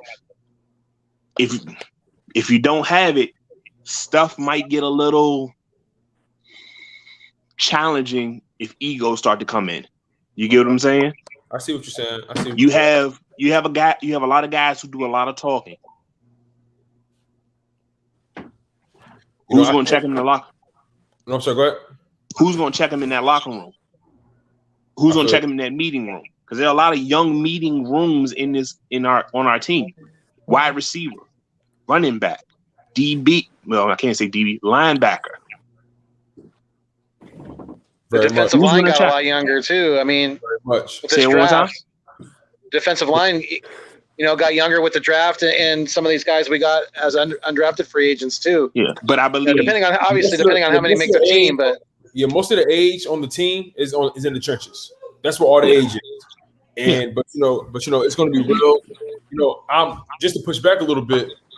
Just based off of. Now, obviously, they call him rock, paper, scissors, man. And, people have been giving Nick Sirianni hell. But, I had this weird feeling. And I read that the dude, he knows how to pause getting your ass. You know what I'm saying? He knows how to. Hold up. What? He knows when to put his foot down. Oh, okay. Yeah. Like, my bad. That's the Philly in me, man. Philly slang coming out. But anyway. All good. But they say Nick Sirianni, he know when to put the hammer down. Yeah, he a young coach, but he real quick. Like they say his attention to detail is insane. They say he's a stickler for doing what he says, how he says it, how he wants it done. And sure, it all remains to be seen. And we ultimately not going to be in those rooms. It's only going to show up on the field at the end of the day. So, regardless, I'm really excited, man. I really feel like Nick Sirianni can really, really bring the best out of these guys from a development perspective. And to your point, it still remains to be seen. Can he also be that authoritarian in the locker room as well? Yeah. But here's the thing. That authoritarian that I'm talking about. What? I think Jonathan Gannon. Have you heard Jay Will? I know you've heard Jonathan Gannon talk. Don't you think he can control a room? I mean, when I hear that guy talk, I'm like Philly 500. He makes me want to run through a wall sometimes. I mean, he fires me up when I hear Jonathan Gannon talk. You don't think he can? Our new defensive coordinator can kind of check that locker room when he needs to, especially on the defensive side of the ball. I've heard guys talk like Jonathan Gannon has talked before. You get what I'm saying? You played the game, so I definitely. So my thing is, I've heard it. It depends on the locker room itself and how they respond to it. If that's the style of motivation that gets, think about it like this: Tim Tebow, how he motivates a team. Man, don't bring him up, man. New tight end for the Jacksonville Jaguars. Here's the thing: how he motivates a team does nothing for me. You can hoop and holler, do that rah whatever, go on somewhere. You talk about Ray Lewis. You talk about a Brian Dawkins. That's a different type of motivation. You get what I'm saying? What you hear? Mm-hmm. Yes. Now, that's just motivation. Now take Bill Belichick, and if you mess up around him, how the players would feel. They feel like they're on pins and needles, like they're about to get cut. You talk to somebody like Deuce, you feel like you let him down. You get some pushback from the sense I get is he's gonna be Nat-like. Like, all right, God darn, I hear your mouth. Just shut up. You get what I'm saying? I get a feeling a few players are gonna do that. Test him. Until that happens, I can't tell you, but I think the response is gonna be, yeah, I'm gonna go over here with my position coach. Get out my face. Yeah, I think it's only natural to test new head coach, though. You know what I'm saying? Yeah. When you they gotta test the waters. Yeah, when you get around, it's almost like a kid, right? You know, you get around some new people, you start to show off, and they're like, yo, let me call mom. Like, so somebody got to check you. So, you know, ultimately, it all remains to be seen. It's going to be a very interesting year. I don't expect us to be supremely. We're not talking Super Bowl at all. We're not talking none of that. I just want to see a competitive fire each and every game. I want to see guys willing to fight no matter what the situation is. That's how I'm carrying it. She kind of want a giant season, like how Jay Will said. Like establish culture and all that. Right, establish a culture. Establish a pulse. You know what I'm saying? Establish something that's consistent no matter win or lose. Something that's consistent. Yeah. You know, us Colts already have a culture. Y'all can stick. All right, on that note, y'all, the live is but oh man. But no, all jokes aside though, man. I really appreciate you guys coming in, especially you, J. Will, Infamous 2K. My man Joe had to cut out a little early, but truly grateful for you guys for definitely coming in, definitely pushing the boundaries, definitely challenging my thought as well, challenging Philly Foothills as well. Always grateful to you guys, man. Y'all guys are truly the reasons why, you know, this channel was growing. My channel, me and Phil Hill's channel is growing respectively. You guys truly are some really dope football minds, man. I wish I put up some kind of content or something, man. Something, a podcast or something. I don't know, but hey, listen, man. I'm grateful for you guys for locking in with the boy, man. Super grateful, man. We definitely gonna lock in later down the line. You never know, man. I appreciate you guys. Always. Yeah, much appreciated, guys. Thank you. Y'all take care, fellas. Be safe. All right, take it easy now. Much love. All right. Now, you guys, we're gonna call it a night. Philly Foothills, man. Any final thoughts before we get out of here, my man? You know, it's just another great live stream. I really enjoyed the call-ins. Thank you, everyone who participated in the show. And if you weren't able to call in, thank you for commenting. Everybody who was, able to hop on in on the live stream, much appreciated. And I know my boy Tone here feels the same. We love and appreciate each and every one of you. Definitely. If you guys have been with us from the start, you'll always be with us in our heart. Absolutely. And just keep, sub us up. Definitely. If you haven't so far, so you can get more Eagles content, chalk it up with Tone DeShields. My Philbillies out there. If you guys are watching, you guys are listening. If you haven't done so already, make sure you go over to type in Tone DeShields the second, or type in chalk it up. Either way, it'll get you to him, and you will not be disappointed. I guarantee you. But thank you guys so much. And fly Eagles fly. Stay mean, stay green. Thanks for viewing me on your screen. Y'all already know, man. Y'all already know. And also, you guys, as I always say, I need you guys to make sure y'all subscribe to my man, the Nest Out West.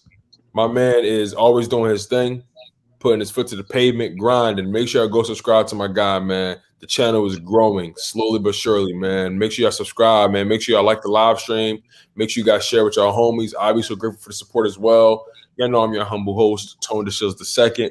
If you guys haven't already, check out the description below for links to support the channel. The Chalk It Up merch shop is down there as well. So many great items on there beyond just this hoodie I'm rocking. Super grateful for all the support. You guys are always loyal to the soil. Y'all know where home is, and I'm so grateful, man. You guys take care. One love. Y'all was tuning to y'all dose of Chalk It Up. Where no matter if we win or if we lose, we just got to charge it to the game. Fly was fly, baby. And we out of here.